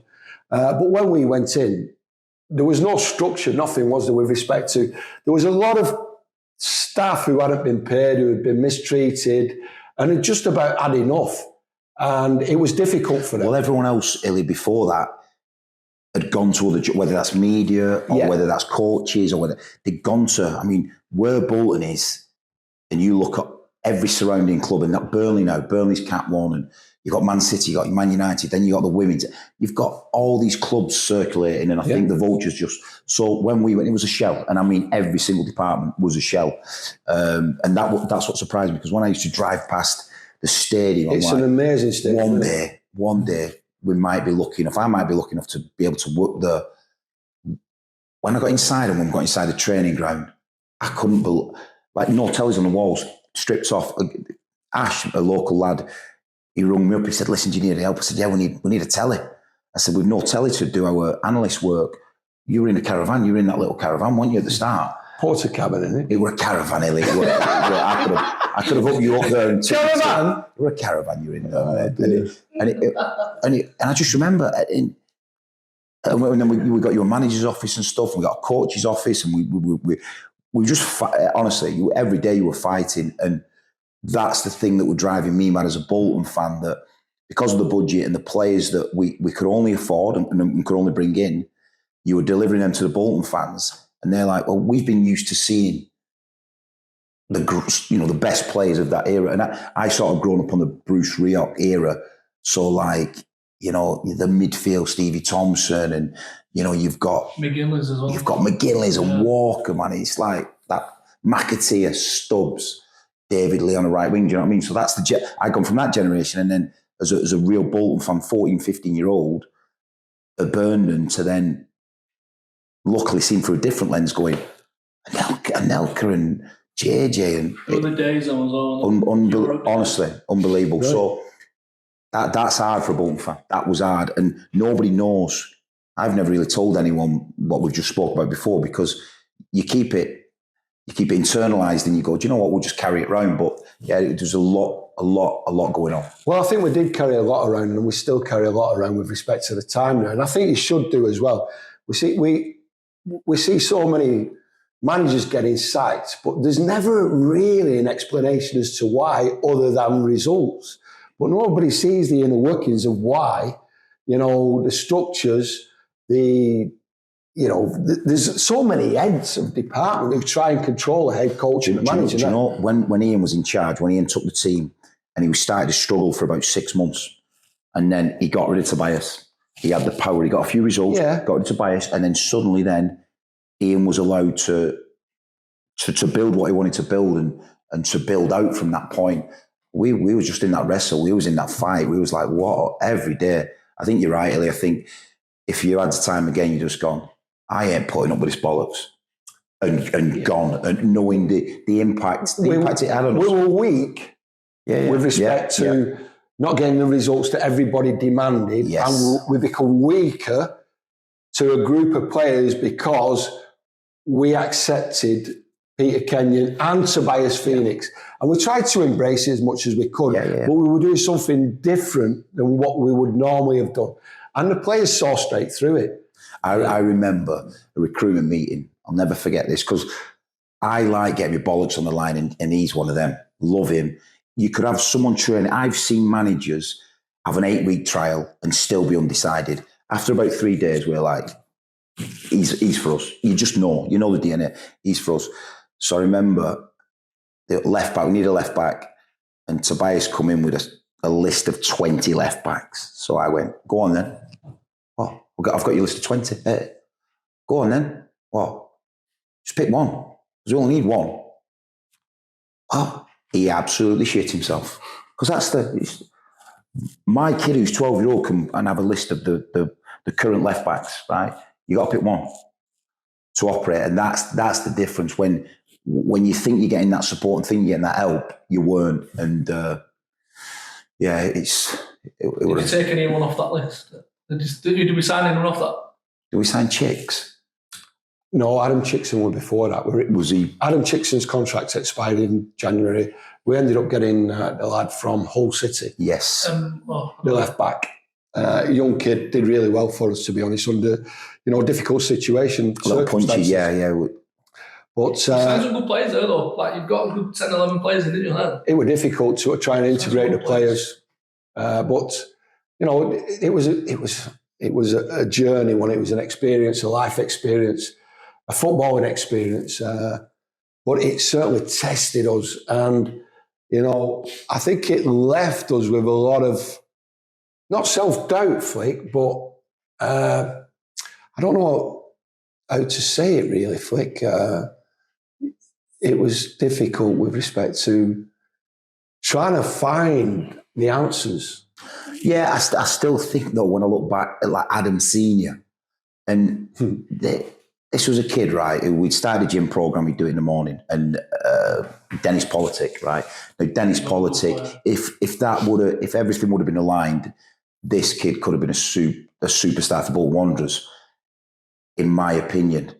But when I look at Adam Senior, everyone from the academy were telling us, laughing at him, you can't pass, you can't do this, can't do that. I went, just wait a minute, he's been in the system since he's 9-year-old. And you're almost laughing at him because he can't pass. So every day we get a tech table, Lily. Went out there with him, didn't we? And that we still stayed true to our development. That we're still going to try and develop these players, Sonny Graham and Ronan Darcy and Dennis Politic, but we still trust it. Well, George Thomason was in that. George Thomason. Connolly not there then, though, were you? Lucas Connolly. Was he down there with you then? No. Did he go Barnsley then? Celtic, sorry. Did he go Celtic then before you come in, Lucas Connolly? Lucas Connolly? Was he? Yeah, sorry. Was he with you? No, he'd already gone to Celtic. I think that's one of the reasons why the club survived. I think they sold him, didn't they, under Lenny? I'm sure it was under Lenny, wasn't it? No, it wasn't under Lenny, so it was... I'm sure it was. I think they got a decent amount of money for him. I thought you were under you guys then. Lucas Connolly. But that's at Barnsley now, isn't he? When I look back and I say to myself, well, we still maintain that. Then I watched Adam Senior last season at Halifax, and I rung Port Vale straight away, and I'd gone by then. Yeah. And I rung him and went, wow, he's now got the inside pass. He's got the diagonal, right? And I remember sitting, and I pulled him after the game, and he'd come over and went, scenes. I said, I'm buzzing for you. Everyone would give up hope. They're like, but that kid, like Dawson, he kept going and going and going. He was a Royal Marine. He went to Chorley and had a good lot. Honestly, mate, he was great at Chorley. He went and got his games. He went and got his. He did his work. He went and got his games. And that's when I look back at the time we spent with him, and that's the success. George Thomas can come in. He was like Shaggy from Scooby-Doo, wasn't it? Little shoulders and no. Oh, mate, you want to see him come in. But then, what about the first session? You've had him, he's passing, and we're going like this. How good is his passing? He was off the bat. But then, in the gym, want to see his legs and his composition. He started to fill out. But again, someone else who got hold of himself and went, I want to be the player I want to become. Do you know what I mean? And he didn't come through the ranks, or did he? He come from like non-league, didn't he? We got Blackpool, Longridge. He got released as an apprentice at Blackpool, went to Longridge. We got a phone call off Ash. Lee I look at him. Yeah. He's the next Stephen Gerrard, he told us. But we got him in. I said, that's a big statement, that, Ashy. We got him in, and he, you don't I get could see what he meant when he said it, because left-footed and he could lick a pass. Wow, beautiful. Good technician, but understood the game. And he did. And he's very humble as well, but he had the same mentality as Dawson. Yeah. You know, I'm not going to give up on this opportunity. This opportunity is going to drive me forward, and I'm never going to be like thinking to myself, I'm not giving everything. He was incredible. And, you know, it was one of the few successes. You know, but I looked at the league table today, and, you know, obviously I mentioned Sheffield Wednesday, but there doesn't seem to be the drama around it. And I mentioned it because I think, like I said, I think we drew 10 games out of 30 and won 5, which it's not brilliant by any stretch of the imagination, but we had a lot of drama to deal with. I don't know if it was because we live in Bolton. I remember, like, you know, on a regular basis, you know, refraining myself from going out because of the reaction I'd get, like, you know, from people I thought I could trust as well. Like, but that's football for you, isn't it? It's very emotional, you know. And you look back, and maybe we were too emotional in it all as well. Possibly, yeah, possibly. I've thought that, but I just think, when you want to do so well, when we've got an opportunity, and you want to do so well, and you're thinking, wow, we've now got 3 or 4 training pitches, you know, and everything. Got a brilliant stadium, but it was a vacuum. It was a vacuum that just, and that's what, you know, Ian's done, and Neil Hart and Sharon, and over that 5-year period, they've been able to build a recruitment team, build an analytical team, build a medical team. You know, he did a good job ever there, Bolton. Yeah, he did. He did a really good job. Well, he rebuilt Bolton. But I think you've got to say about the consortium as well, though. They've learned a lot of lessons very, very quickly. Sharon's a quick learner. Yeah. There's no question about that. And I think she understands now the expectation of the supporters on the football club to at least get to the Championship and then build another team in the Championship ready for the Premier League. But that next step to the Championship is taking 5 years in the making, and there's a little bit of an impatience now. But I think Stephen Schumacher, he's got a squad capable of doing it. There's no question about that. And I think they're going to be as successful, you know, as they previously have been in the past. But and then what'll happen then is you'll make that step, and then you see Wrexham at the minute, the money Wrexham having to spend to then, because the Bolton fans will be they're 1 step away, then at the minute they're 2 steps away, they're going to be 1 step away from the Premiership where we all want to be. And that step is just getting bigger. There's a big difference though, Flicker. I understand exactly what you're saying about the steps. But you know, Phil, and you know Wrexham, they buy and recruit the right here, right now to get you promoted from every league. Now, Bolton are doing it a different way, saleable assets. That, and you know, right. Funds available, though, doesn't it? Yeah, it will do, definitely. 1,000,000%.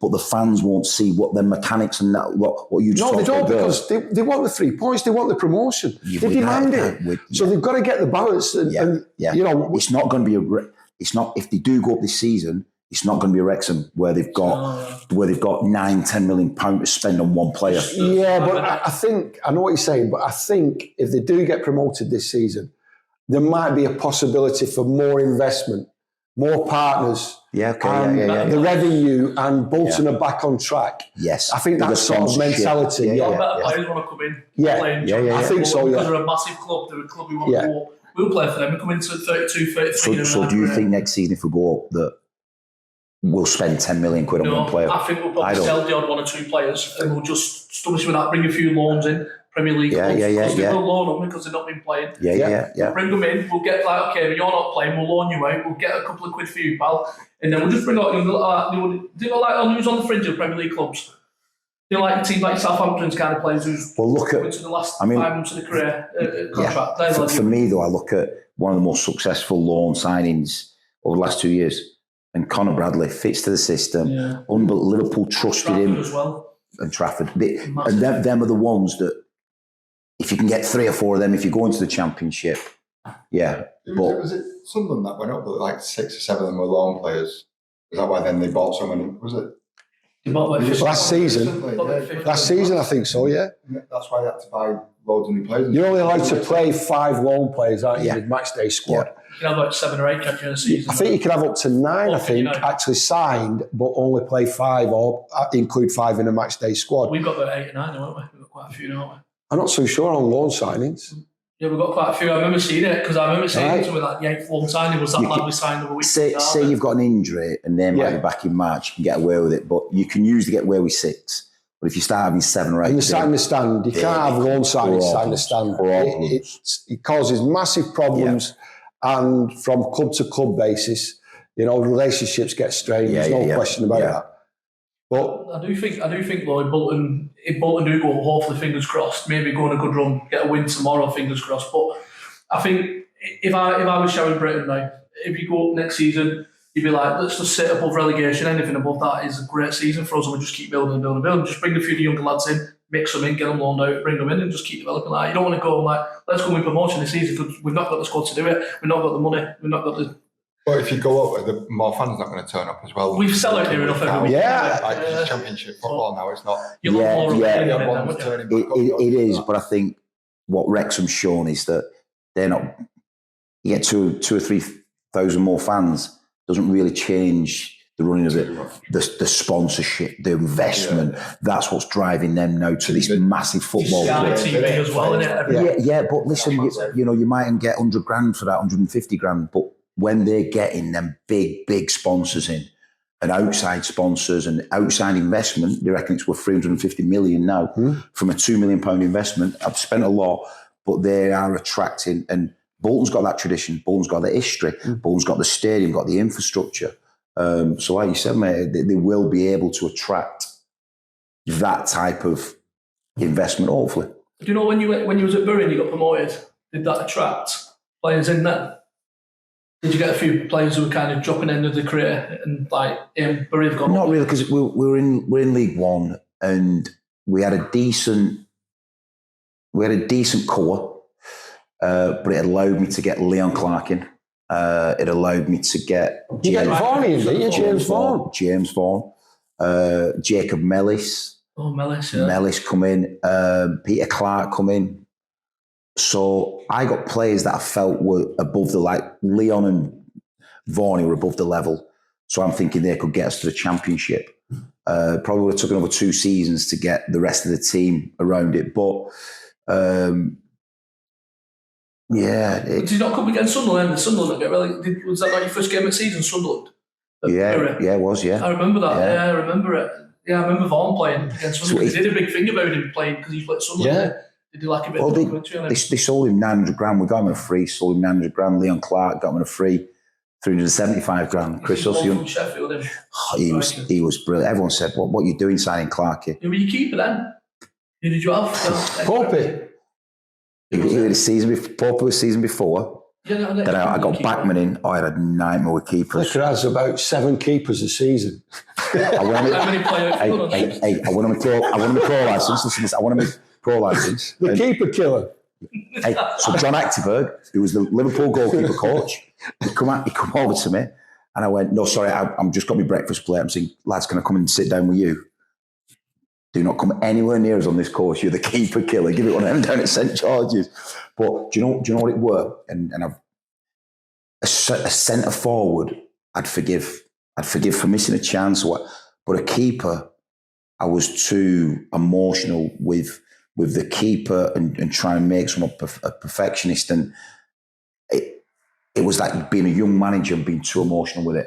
And it's weird, you forgive a striker for missing chances, but a keeper who's made a bad decision costs you. Hey, what about Tommy Lee, though? That mistake he made up at Darlington in playoffs. He came to punch a ball and missed it completely, and Darlington scored in the playoffs first leg. They went 2-1 up in the last minute. I went over and embraced him. I said, Tommy, unbelievable goalkeeper, brave as fuck coming for that. Wow. We won the next one, 3-1, didn't we? He was unbelievable, wasn't he, Tommy? What a fucking player he was. Brilliant. An incredible person as well. Yeah. You got to remember, Keith Alexander, wasn't it? Yes. Macclesfield, they loaned Tommy Lee to us, didn't they? We phoned him up and he said, I have got 2 keepers, but Tommy's supposed to be playing tomorrow. This was on a Friday, wasn't it? We need an emergency loan keeper. But you can have him and we'll put the other keeper in if it helps you. He was unbelievable, wasn't he, Keith Alexander? Unbelievable. I got Tom Eaton in. And Tom, I remember phoning Sir Alex Ferguson on him and he went, he's the best character Frightening. I've had at Man United. Rochdale, we had him at Rochdale, we had him at Rochdale.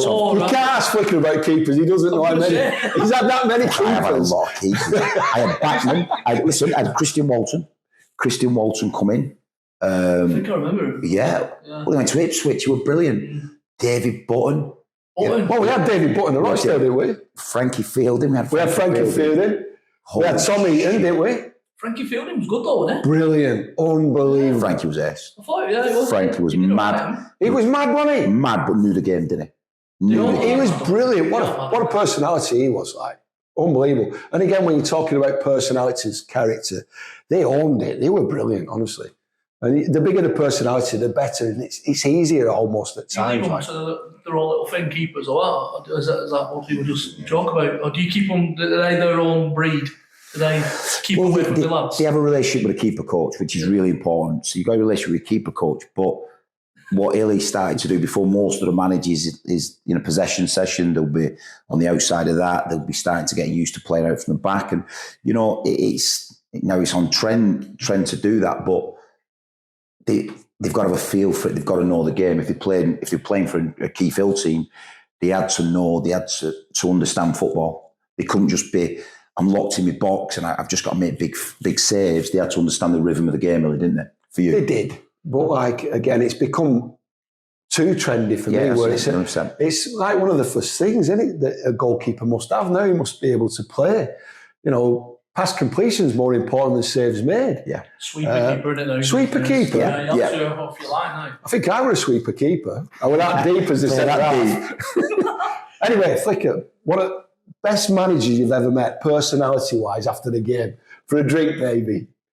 When you get in the office and all that, you have a glass of wine or you have a Budweiser or a Peroni or a bottle of water. It was funny. You come up against Portugal, was he like that?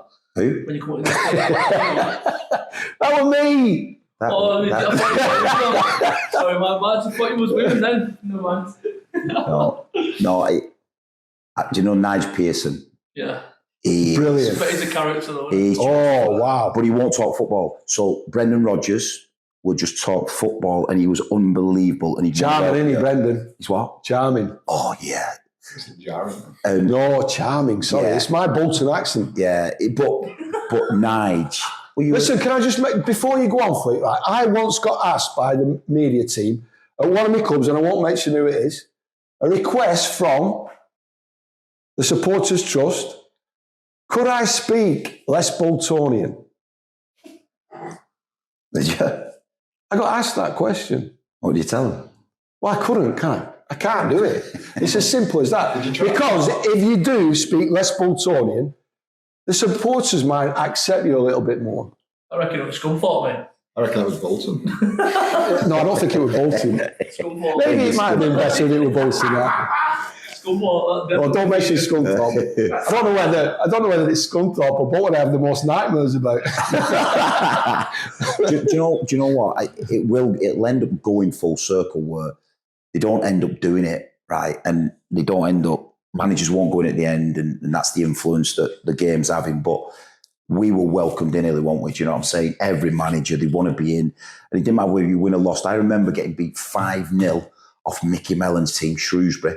And I spent about an hour in there, right? Because I didn't want to, and we didn't talk a load of football, but I were hurting that much. And after that hour, I felt, you know, at least I've got it off my chest and been able to share something with. So we were from the school of going in after work. Win, lose, draw. Always. We're having a beer. I remember Paul Dickoff, right? So he said, Flick, he said, am I all right taking a few drinks? So I looked at, remember the little head bag, the little ones, right? So he had this little tennis bag, head bag like that.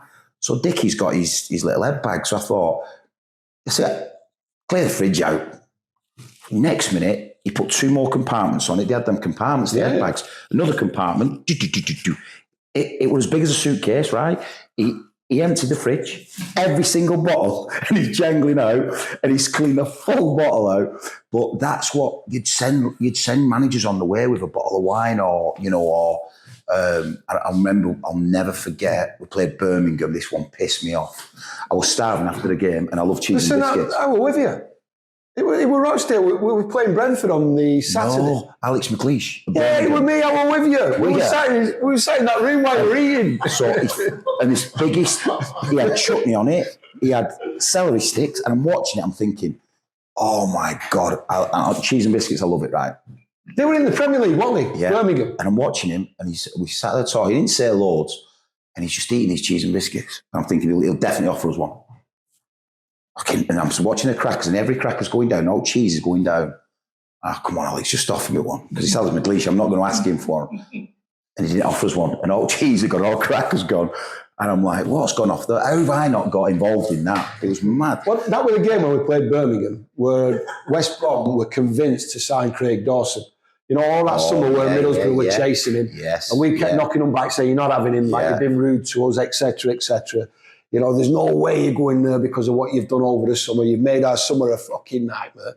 And that game, Birmingham, Craig Dawson played, and he was awesome that night. Absolutely incredible. Was it on that? No, at Birmingham. We were travelling down the next day to Brentford, and we were in League One. We got promoted. So because of the TV money we got for the game, it was live on TV, Sky, I think it were.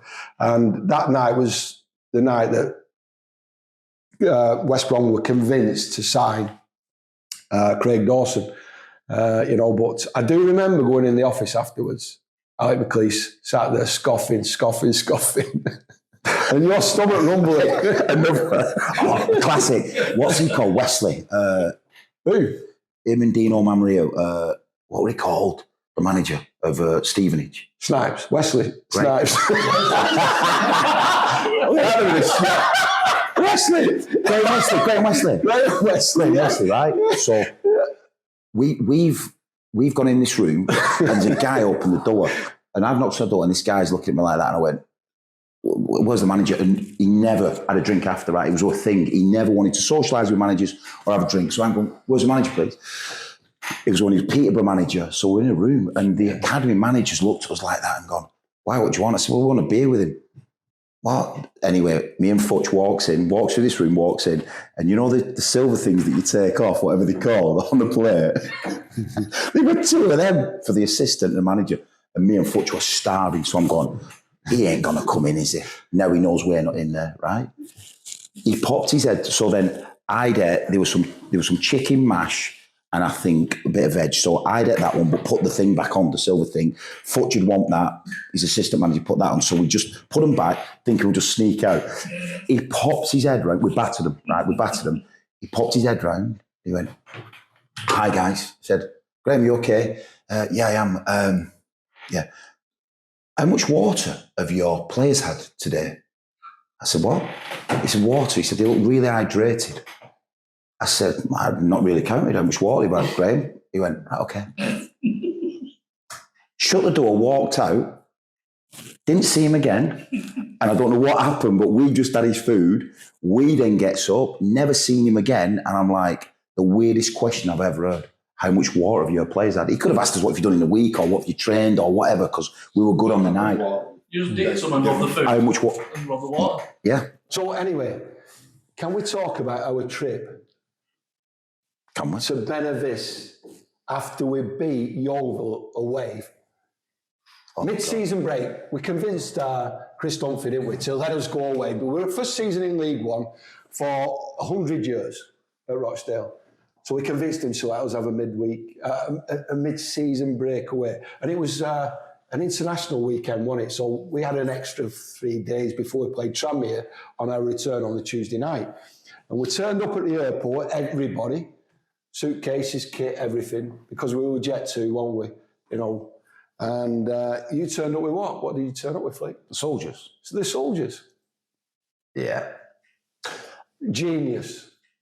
I've been on a stag do, and this stag do, do you know from Toy Story, you know the green soldiers from Toy Story? So you've got the guy stood up like that, then you've got one guy like this, then you've got someone throwing a bomb. And I had the bazooka, me. I had the shoulder bazooka.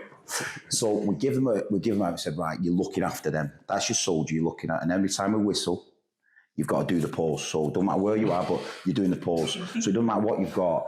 So we had our strength and conditioning coach, Guy Proctor. He had the whistle strapped around his neck for the duration of the 5 days. Whether we were in breakfast, whether we were in a nightclub, whether we were on the beach, he blew this whistle and everybody had to adopt the pause of the soldier. What if you didn't? There was a forfeit, but the forfeit was... Do you know what's a great question? Everyone did. Going back to Illy's first... That's what we had. We had a group of people that would do anything for each other. Honestly, listen, everybody... That surprised me when you just said that. It was like, what? What's he on about? What if someone didn't do it? Listen, you asked too many questions. Yeah, you wouldn't have done it. Hey. You'd have got the headlock. I don't think he would have been on the plane, would he? He wouldn't have been on the plane, would he? He ain't coming on an airplane. I've got the wrong... I did it... I don't want this soldier. I want a different soldier. I did it at Barnsley. And Rory Delap, he had the one. Do you know where you lay on the floor? It's that one. He had to do that one. We're in La Sala Beach Club or whatever, and he's down on the floor like that. And it could be 45 seconds, couldn't it? Yeah. It could be 45 seconds. So what were the nightclub called we ended up in? Mambos. Mambos or Mangoes? Mambos. No, Mambos, Mangoes. They're what you eat. Wow. So he goes in Mambos. And hey, listen, before we get to this, like Mambos, we were out in the centre of Port Sunday night, absolutely pissing down, right? Dead. Pissing down. We're on the piss. Yeah. And we're having a great time because we deserved it. We'd worked hard with this group of players. No one were out though. Nobody were out. It was dead, right? It was Dead. dead. So Joey Thompson, God bless his soul, he says, listen. How did he find it? Listen, Gaffer, he says, Flicker. He said, there's this nightclub in the hills somewhere where all the locals go on a Monday night. So he said, are you coming? So we rounded everybody up. Then we said, we're going to this fucking Mambo's out in the hills. So we ends up going. And by the end of the night, the whole nightclub, we had our strength and conditioning coach stood at the side of the DJ with his whistle. By the end of the night, every time he blew his whistle, the whole of the nightclub were adopting a position. A soldier position. Every single one, didn't it? It was unbelievable. One of the best nights we've ever had. But what it does do, because I did it again, right? This is unbelievable. So a similar thing went at Barnsley, and we're staying up that season. This was that pre-season though, wasn't it, Flip? Yeah. No, it was mid-season break. Mid-season break. But what had happened, I said to Patrick, if we beat Bristol City, if we beat MK Dons, right, in the FA Cup, that would have given us Man City. That was it. Yeah, that's Man right. City. Yeah. So we worked out £1.5 million. That game will get us. So chairman can have 25 grand, 30 grand to take the whole squad away. Yeah, you can, no problem. Okay, so we were playing Bristol City on the Tuesday night, and it was Sean O'Driscoll. Sean O'Driscoll, the manager, and they were great at set pieces. We got beat 5-3, I think. They scored 3 set pieces, right? So I get a phone call off Patrick, and Patrick says, 3 set pieces. Absolute disgrace, that. He said, you are not going to Spain tomorrow. I said, Patrick, we are going to Spain. We're staying over in Bristol. We're flying from Bristol. We're going in Spain. And it could be difficult, Patrick. And he went, oh, he could. I'm just telling you now, right? I said, you've already spent the money, Chair. It's gone. You've got £1.5 million in, and it's going to cost you 30 grand. I said, but we're going. You have embarrassed me. You're not going. I went, right, okay. So that I could not, right? This is the way I am. I'm built. I couldn't go to the players and go, because they were looking forward to it and they deserved it. And we'd got it. It was like you'd beat MK Dons to line up Man City. So yeah, it's a reward. Imagine pulling out of that early, right? Do you know what I'm saying? So bit of a dilemma, proper dilemma. So what did the soldiers think? Well, so because it was set pieces, I said to the lads, right, you've let us all down, right?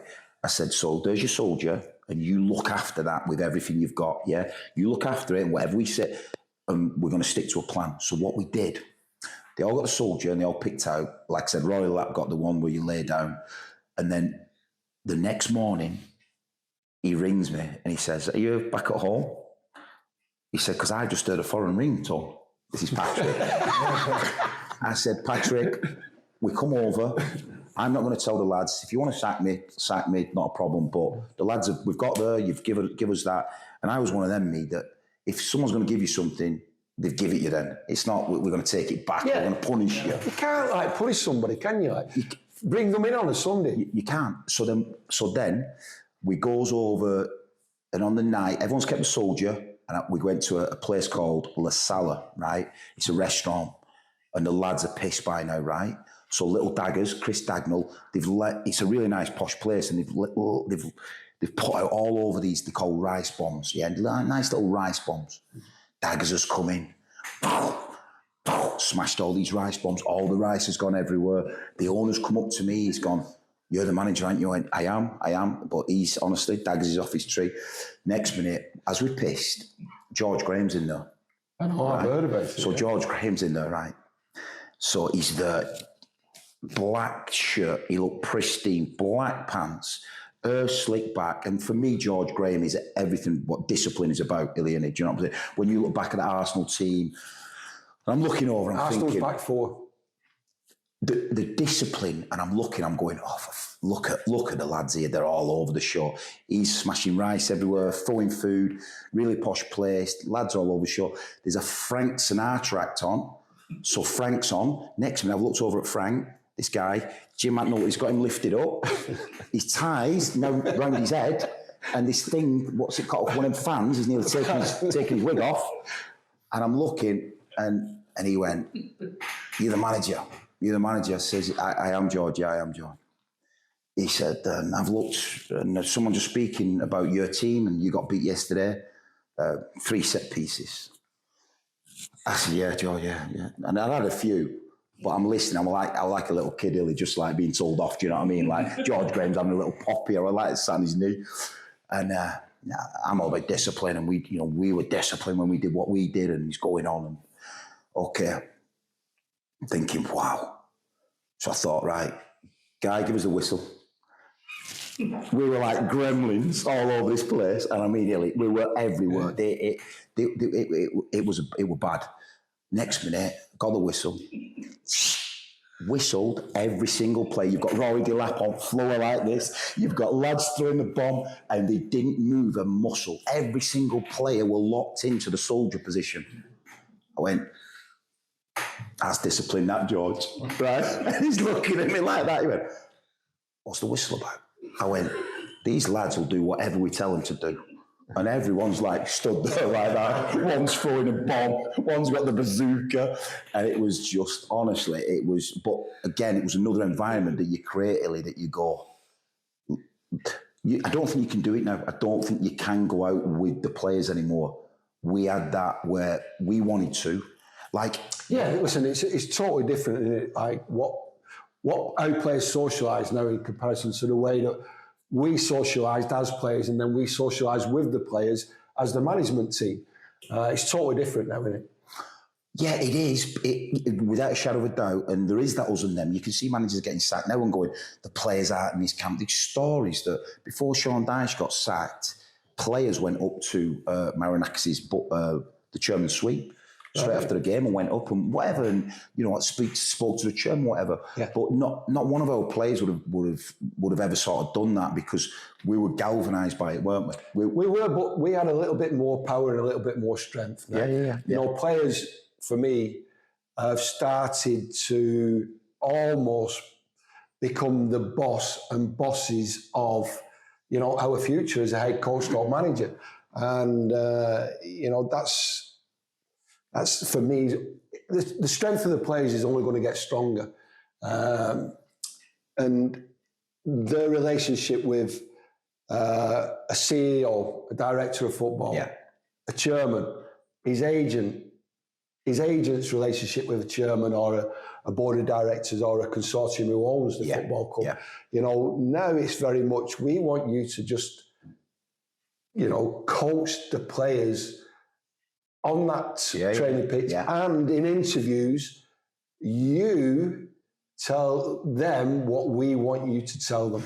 But then you go back I remember signing for Rochdale, and Steve Parkin, who's the assistant to Phil Parkinson, Illy, the nights out I've had with Parky, ridiculous, right? But I'd have ran through a brick wall for him. I'd have done anything. I would have. We'd have done anything for him. But he was one of them that would socialise with us.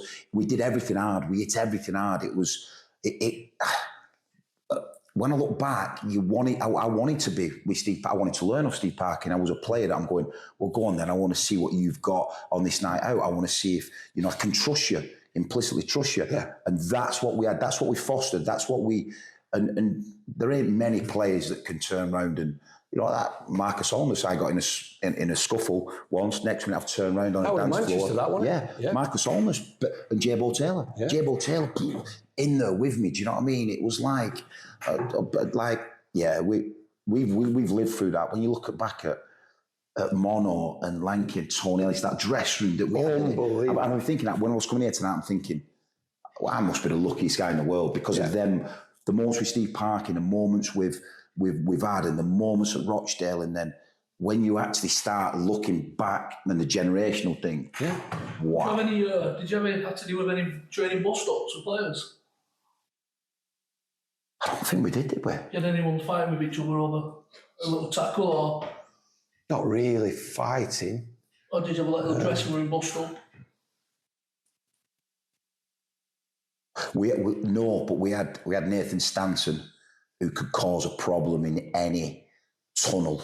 He was the best in the business for me. It's a wind-up. Oh, yeah, and definitely. I mean, he was a tough kid, a brilliant player for us. But wow, where did you have him at? We had him at Rochdale, but he was he was a menace. He was a winder-up. He would definitely. He'd do anything early, wouldn't he? Yeah, he would do anything to win. Yeah, and he was a central defender who was past his best, had a lot of injuries, could have been a really, really strong championship player, but because of injuries, wasn't. Just restricted him, didn't it? Yeah. That movement. So he used everything he possibly could to win football matches. Before games, during games, after games. But then you Joey Toms, he were protective over them. Unbelievable. He was protective over the younger players. Just one of them lads that you look at and you go, you are giving everything you've got. You can't give any more, could he? No, he was training he was on absolutely games. Superb. Well, talk about trying to get an edge. Remember when I put you on as my assistant manager against Gillingham, the last game of the season? Yeah, that was bad. It was bad. It was just one of them things, and it wasn't that you were bad. It was that I couldn't stop myself from encouraging you to go onto the pitch. We were weaker than Gillingham, and we played them the last game of the season before we played them in the playoffs. Yeah. So we're 20 minutes away from the final whistle of the last game of the season. And I sent Flicker on. I put him down as a substitute.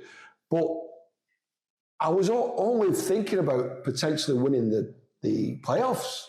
So I put him on as a 20-minute substitute, and he did his best to make sure that he got 3 red cards instead of just a mandatory one. I can imagine you with football socks on to knees. On sideline with Keith. And Do you know what? I think I'd have done, honestly, whoever I played for, I'd have given him everything. And I always did give him everything because I always thought that being a player, you've got to know your strengths. And my strengths were, I'm very protective. So my strengths, whoever I played with, Barry Murphy, I want to protect him.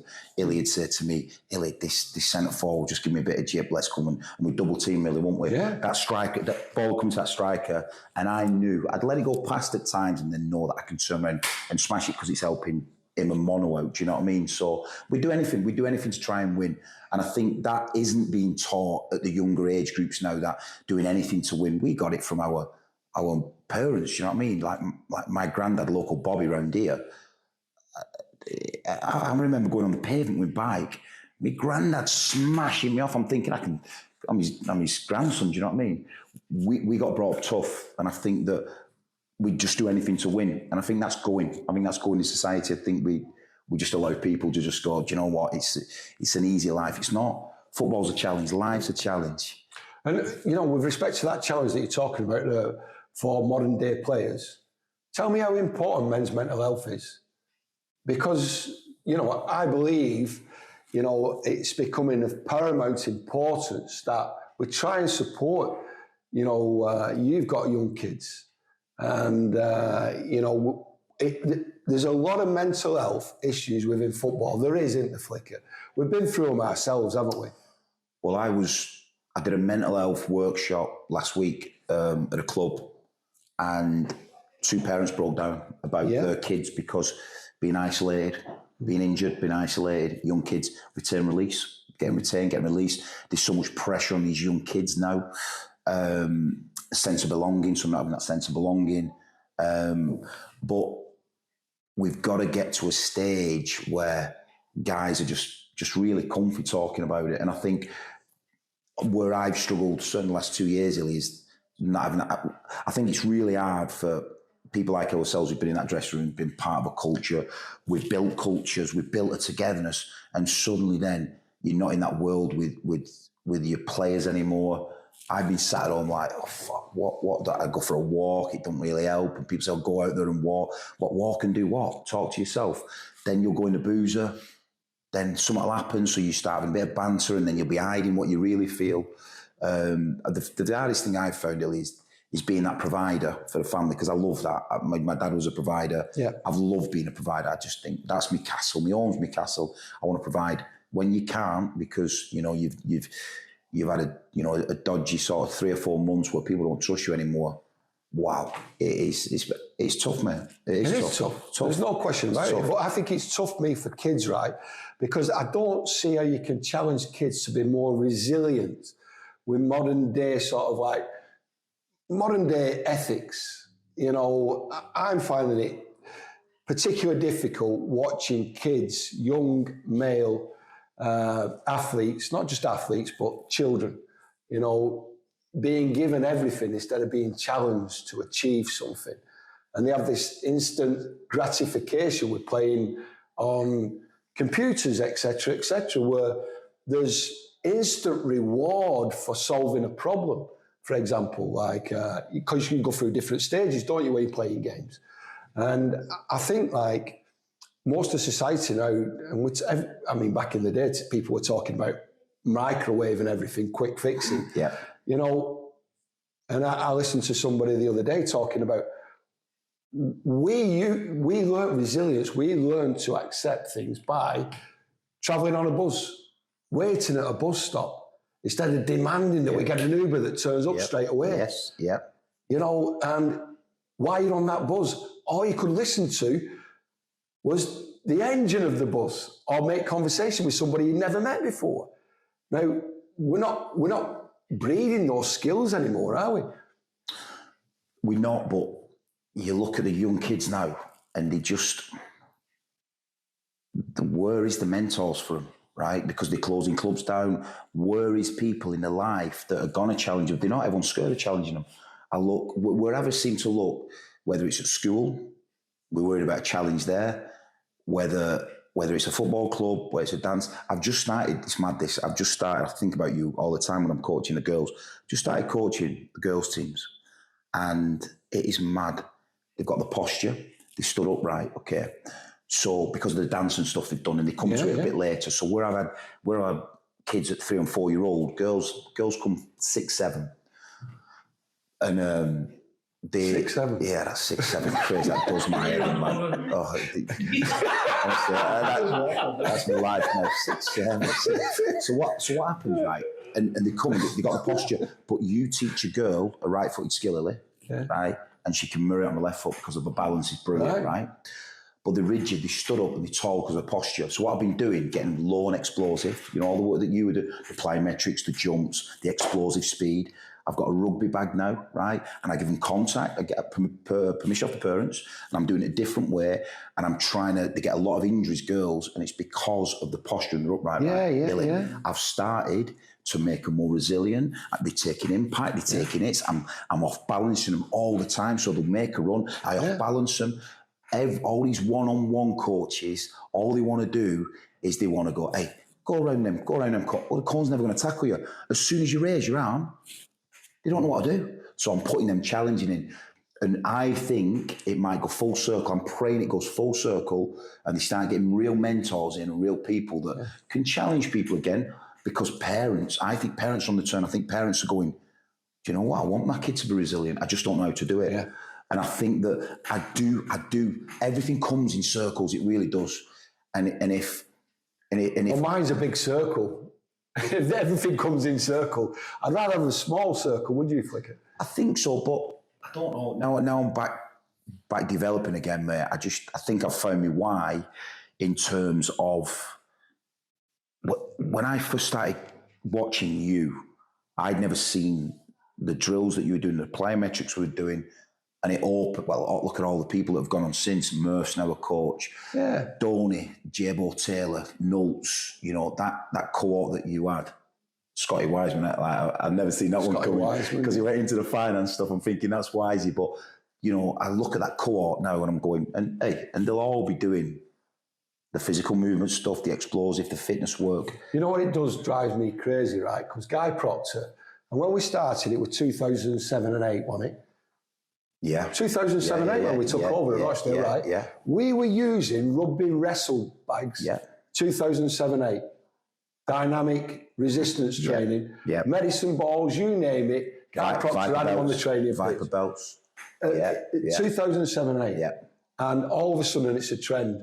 Or it's a trend that's worked up like.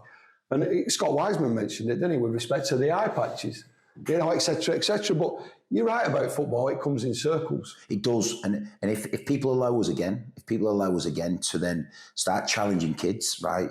Like, I'll never forget, like, a Flitcroft family party at my Auntie Diane's. We'd be sat there now, and we're all on the stairs, and you all had to do a turn. So I did Shaking Stevens. My thing was Shaking Stevens. Our gals did a bit of body popping. Our Tracy, she had to do tap dancing. Yeah. My Uncle Mitch, take the door off, put it down. She'd be doing the tap dancing. Yeah, yeah. But we were the entertainment. We weren't watching telly, nothing. The kids were the entertainment. And Motown were on, and we're all at it. Dave, down here now, and you get like a little clap or whatever if you were good. But it made you be you had to be sociable. You got to be able to speak to people. Yeah. There were no phones. Just the music on. Everyone's dancing in the room. Everyone had brought something to the buffet, like, and made it.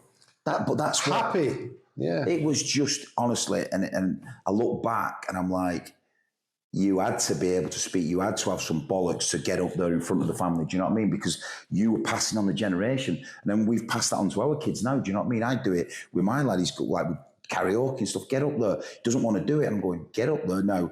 And he starts getting up there, and it's so just confidence in it. Yeah, but it's that fear, though, isn't it? That initial fear. Yeah, that's what I do. Like they talk about. I think that's adrenaline. I think that like fear. It's not, what's that illness that everyone's got these days? ADHD? No, that one where you can't, anxiety. Right? You've got to have that sort of like, there's that moment, isn't there, before you get up and speak or whatever, where you're anxious and you're uncomfortable and there's a fear, but you're not ill because you've got it. You've got to fight beyond it, haven't you? It's overthinking, and that's what it is before you walk. Can be, yeah. You're not fully confident on. But then I love that little before the game, that fear. I love it. That's where my personality comes out. Yeah, I used to come out. I get that. And I wouldn't say. I could say that I thought I thrived in it. Sometimes you dive in it, you fail in it, don't you? But you own it, don't you? You've got to own it. You've got to be accountable. What would that thing you used to say? Better to be an has-been than a never been. Nope. Than fade away. What do you used to say? Better to burn out than fade away. Wow. Yeah, but that's the lyrics of a song, that. Like, but I know I pinched it. I know you pinched it, right? Yeah. But what I'm saying is, I used to think about that every day. let's go and burn out. We did everything. Yeah, to the burn max. out and fade away, Did everything to the definitely. max. We maxed out, and the players saw us max out, so then they go max out. So what about after at Rochdale when I take them in the gym after? Yeah. And they'd be doing the sessions. Honestly, you should have seen these power sessions they had to do. And players were coming to us going, we've heard that you do this gym session afterwards. Right, you do. You just watch the lads do 10,000 yards, meters. Yeah, you're going to click. We've been there 40, 45 minutes earlier. But it was just a norm, working hard. Like, we didn't have to say, oh, well done, good press. It was just a norm, working hard. Yeah, it was normal. Just a norm. We're now, like, I'll say to people, like, I've got a coaching company, I'll say to people, listen, they can come from experience. My lad does it, and Bobby's lively. Yeah. And I'll say, bring your young un, right, 14, 15-year-old, and they'll learn off Bobby, right? So invest, honestly, just spend a bit of time with him. He's got a lot of confidence, Bob, and spend a bit of time with him. Yeah, get a text. How much will we be getting for that?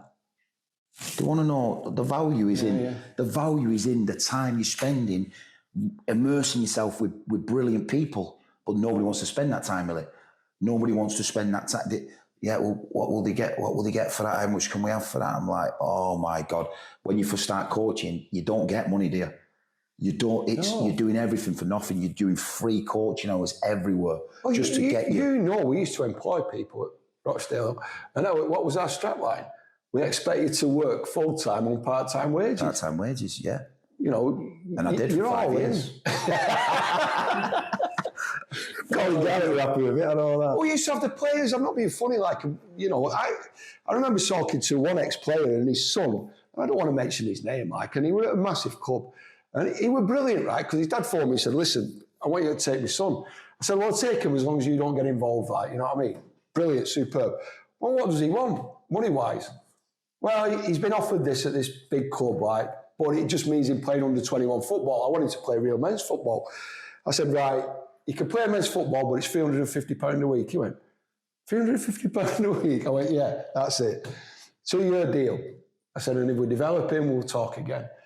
Right, he's signing. And he signed, and it was unbelievable. But he wanted the experience. And now he's thriving in the Championship. Thriving. Because he's gone to the right environment for him at that time. Sometimes... That's why his dad phoned me up. Yeah. If you miss that step, right, and a lot do, they miss that step. And that's the important step. When you look at the best, when you look at Harry Kane, Defoe, they get that right one. Conor Bradley, he gets the right one. It's all aligned, and suddenly... But you miss that one, and it can set you back. Oh, it can, definitely. 2 years. Definitely. Absolutely, 2 years. Anything else we want to cover, Alex? Dan? Yeah, who was good cop, bad cop? You and Keith? What a good question. Does that not go off Mummy and Daddy, though, with Alfie? Oh, yeah, Mummy and Daddy. I think there's a bit of VAT on that. I'm telling you, he said Mummy. No, I think good cop, bad cop. I think what it was is like, there was a positive message, right? And there was an understanding of the demands that we put on the players. And, you know, there was a real respect, irrespective of whether I was the head coach stroke manager and Dave was the assistant manager stroke coach. And we did things together. And I think everybody knew that and respected that. And they knew that we had mutual respect for each other. We were teammates, and we were best mates while we were teammates. And I'm of the strong belief that you don't have to phone your best mate every hour of the day, every day, for him to still be your best mate and have respect for you. And we could go months, 6 months, 7 months, 8 months without like contacting each other. And as soon as we're in a room, we're best mates again. And it's like we haven't, you know, it's like we haven't been apart for, 5 minutes, never mind 5 months. And I think the players respected our relationship. They knew that we were unbreakable. They knew we were strong. So they never tried to like invade our space. And we had really good soldiers on the training pitch. And I think if you're a head coach, you have to have good senior players now because you are vulnerable. We were never that vulnerable to what modern day coaches are experiencing now. And I think if you're a young coach now, head coach with that title, you need good soldiers on that training pitch and in your changing rooms. We had them rocks. Tried to get them, yeah, definitely. We had them rocks, but I think honestly, right, every player we signed, if they'd have come with any problem, and I'm talking, I've got beat up in a nightclub, can you come and get me? They know we'd have been out there for him. Yeah. There was one lad who got caught in a card school. Will you come out and look after me? I had 2 lads at Bury that were really struggling with their head. I'd go out there, spent 2 days in a hotel. Honestly, they knew we'd have done anything for them. And it was reciprocated. Well, they knew that they could come and tell us. Yeah. Severe problems, because what we wanted the players to be is clear of any problems, so they could concentrate. Whatever trouble you get in, we'll have been in it at some point. And I just think we were human. I think they could tell us anything, Illy. And you've got to know that. You've got to know that. Whereas when they start hiding stuff, I'll never forget Mel's. So we had Jacob. And Mel's just fell into a bit of trouble. Okay, so fell into a bit of trouble, and he put some weight on. Put some weight on, and he weren't fit. And Jacob Mellis fit was unbelievable, right? Yeah, one of the best players, like midfield players, off the charts. So next minute, I heard this bit of a rumour that the senior lads weren't happy, right? Because I had him on the rowing machine, and then I'd be doing it. So I'd be doing it with him. I was a manager. Yeah, I heard this story. Right? So I'm here, like all the senior players, and they're going, "Oh, he's been unfairly treated and all that." And I knew a fit Jacob Mellis could have got us to the playoffs, right? So I'm doing all this work with him. Then he's on the rowing machine. The players are walking fast. Disgrace. So it would drive me mad. So I got Varney in, Anthony Kay, Lowy, all the senior players, and told them the story about Jakes and what he's been going through. And lads, you think you're helping him, right, by making him a victim. You're killing him. If he don't get fit, he's got a potential to lose his daughter. And I told them the story of what's really going on, the context. And I went, so you don't think I'm helping this kid? We got him fit that season. He got 11 assists for James Vaughan. James Vaughan ends up getting 21 goals or 22 goals that season, ends up getting £1 million move to Sunderland. But he started with getting Jacob Mellis. He could put Ivan Neal, the provider. And You were brilliant. Vaughan He had to be football fit, didn't he? Because Jacob Mellis, and we all know that away from football, he was his own worst enemy. Without a doubt. And you could see it, his definition. He'd have them wall sausage legs at the top, like the walls where you just got nothing in them. Whereas when he was fit, he was... what a player! What that's a one magician. of them. That's one of them footballing talents that needed to be a footballing athlete. Yeah. So he could express his talent, and but I need the senior players to understand to it, back it, and to be with it. Do you know what I mean? Saying, "Oi, Mouse, get in the gym, do more." Yeah. I had a saying in me that I've never seen anyone get better by doing less. And I've been on this rugby course, and this guy said, we've got all these passes that we do, but have you ever understood anyone who can get better at doing less? And I used to think about people like Mel's and that and go, got to be doing more. You've got to be doing more. And to be honest, we would have the afternoon sessions. We'd have 3 sessions when we went on abroad, don't we? We'd have some of the fitness sessions that Guy used to put on, But how fit were the lads on the tours, and how fit were they after a pre-season? Well, I think the mind, like everybody else said, the mind's the athlete. Yeah. And if you feel good about yourself and you look good and you train hard, I think that you can express yourself better. Definitely. Talented players, Yeah, talented players, there's no question about it. How did you find our Ranger? Didn't have a load of dealings with Niall. He come in for a short period, didn't he? At Barnsley? Yeah. Listen, talent. If we could have kept him in an enclosed environment where it was just football, he would have been a world beater. There's no question about that. We would turn up and rock up at football clubs, Leeds, for example, and the opposition would be in fear of playing against him. But it wasn't often enough, the performances, and there were too many off the field situations that developed that affected his on the field performances. But an unbelievable talent, and again, the Bronx Tale, the film is the worst thing ever is wasted talent. But I think he fit the model. Go back to the model of without question, like Mendes Lang for you. Yeah. Mendes Lang come to you at the right point in his life. We got range, and he's still a lot going on. Whereas Mendes almost went, I need Keith in my life, I need Keith in my life, I need this challenge now. Yeah. And then he rose to it, didn't he? Well, he was more than happy. Obviously, Mendes going to Neil Warnock. Neil Warnock phoned me up. He said, Mendes Lang, I went, take him all day, every day. He said, 100%. And I think he scored 2 goals on his last game for Cardiff at Old Trafford. Sure he did. But listen, and again, now Ranger, I think, you know, unbelievable talent, but we've seen a lot of football talent, you know, not quite make the impression or the career that they probably should have done. And it will continue to happen for whatever reason. Well, I look at Dele Alli. When I first seen him at MK Illy, I'm like, that's a generational talent we're watching there. Like, that is someone that could, as an England fan, we're going to be like, come on, World Cup, and then how that player can fall off the cliff. He was world class when he at Tottenham. World class. And playing for England, arriving in the box, his timing, but he'd done the work. He'd done the work at Lord, and you're thinking, wow, he's been there, and he's got to be humble because he's done the work. He's not started up there and come down.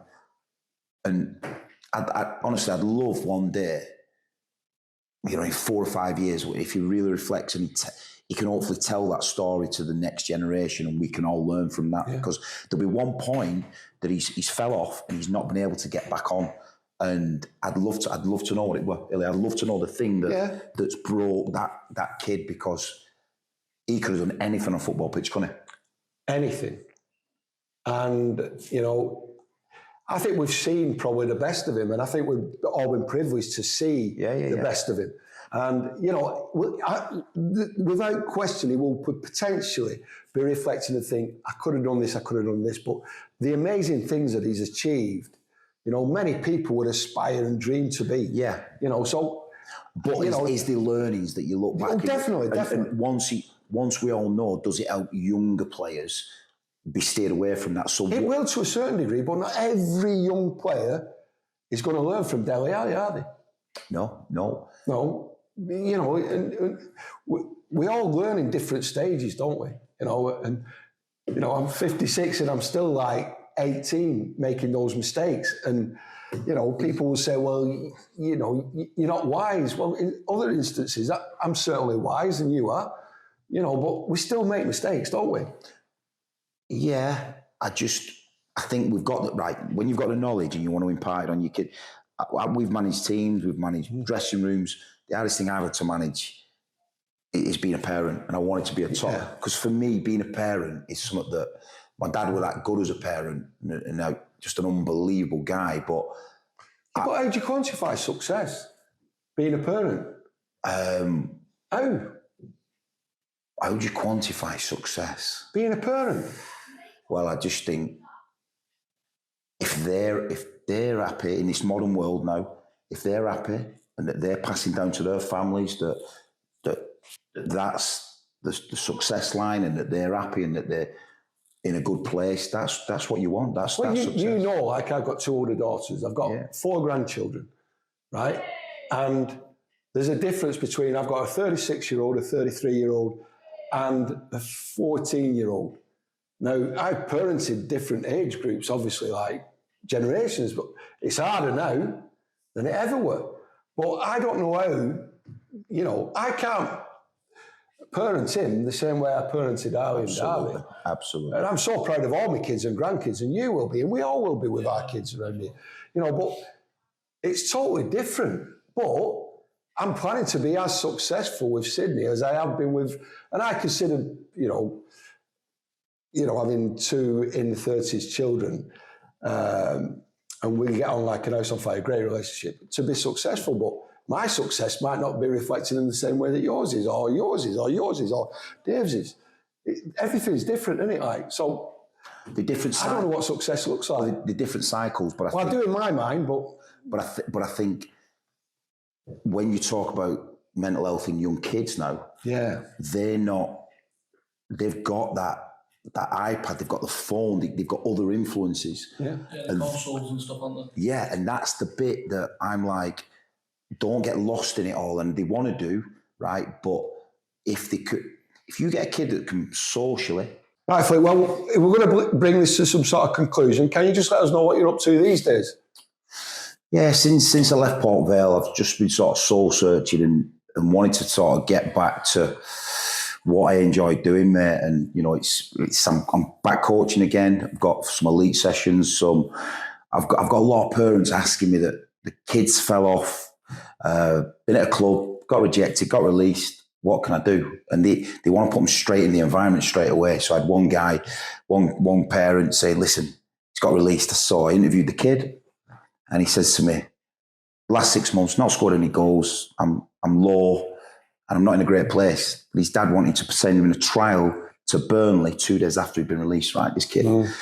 Took me about 6 months to rebuild him, make him feel 10 foot tall again, give him, you know, yeah, but build him back. Well, you're not doing this, and he runs in the box, so give him the development tools to then, when he gets to the trial, feel it again, you know. And it started from there, and I'm like, wow, there's a lot of these kids that have been rejected. Yeah. I hear about them, and then I can get them re-stimulated back into football, or get them to a grassroots club that is right, from the right environment. From been doing that, and then I thought there was a gap in the girls' market, and I was a bit worried about it, if I'm being honest. And then started to sort of coach the girls and realised, like I said before, that the potential's just off the charts, because you've got dads coaching them grassroots. Nobody's really specialised in it at the minute.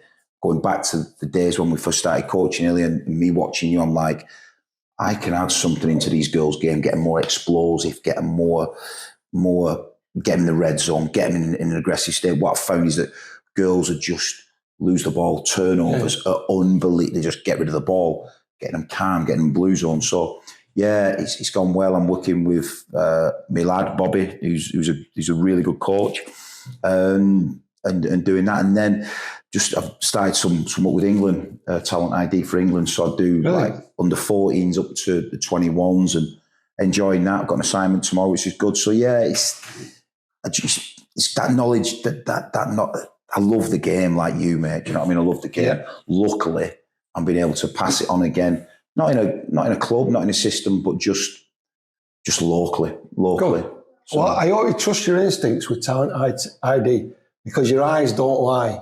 Irrespective of what anyone's telling you along that row of scouts, trust your own eyes, your own instincts, and you won't be far wrong. Irrespective of the stat pack. Do you know what? I'm honestly, right, you go watching it, and I've been so disappointed in the 16s, the 18s. There is no personality out there. There's no presence on a pitch. You've got like you watch a Gascoigne, you watch a young Grealish, and they look like they love being out on the pitch. There's a fear. Nobody wants to play a wrist pass. Nobody's got the nuts to go, do you know what? I'm going to slide that ball through there. No strikers really want to dip and go and hurt beyond. Yeah. It's stale, it's sterile, and I watch a lot of academy football, mate. A lot of it. Is it the coaching method of it, then, you reckon? There's a fear. There's a fear, and I think socially, I don't think kids have got the tools to go, give me that ball, let me make some magic. And to win a World Cup, we're going to need them generational talents. We're going to need them football geniuses that you only get once in a while, but that's what's gone on. People who love high moments for me, people who love big moments, and again, that's what I'm looking for all the time. Do they really enjoy being in that slot? I'm watching wingers who, the opposite side, they don't even want to come and cause a threat at that back post. I'm thinking, well, he can play at the top level. Midfielders that don't want to drive to the ball, or midfielders that just want to be safe. There's so much safety in it. Well, there's risk and reward, isn't there? The biggest risk of all is not taking the risk. Yeah. And nobody wants to be associated with failure. Nobody. You know, like, you've got to fail out on the pitch. 1,000,000%. You know, wingers like Ryan Giggs failed 9 times out of 10. Yeah. But on the 10th one, you know, he scores a goal or produces that magic he produced in the FA Cup. Nobody wants to risk being a failure. Nobody. And is that drummed into them that if you don't get your possession, everyone they see online's a success. Yeah. Yes. Everybody. Yes. But anyway, Flicks, I've really enjoyed tonight. Dan? Yeah, brilliant. Cheers, Dan. All right. Oh, yeah. We should have had an haircut. Superb. Yeah, we should have had a haircut. Look at these boys here, all trimmed up. Cheers, guys. Cheers. Top man. Ledge, mate. Ledge. Cheers, Flicks. Cheers. To meet you, man. Cheers, mate.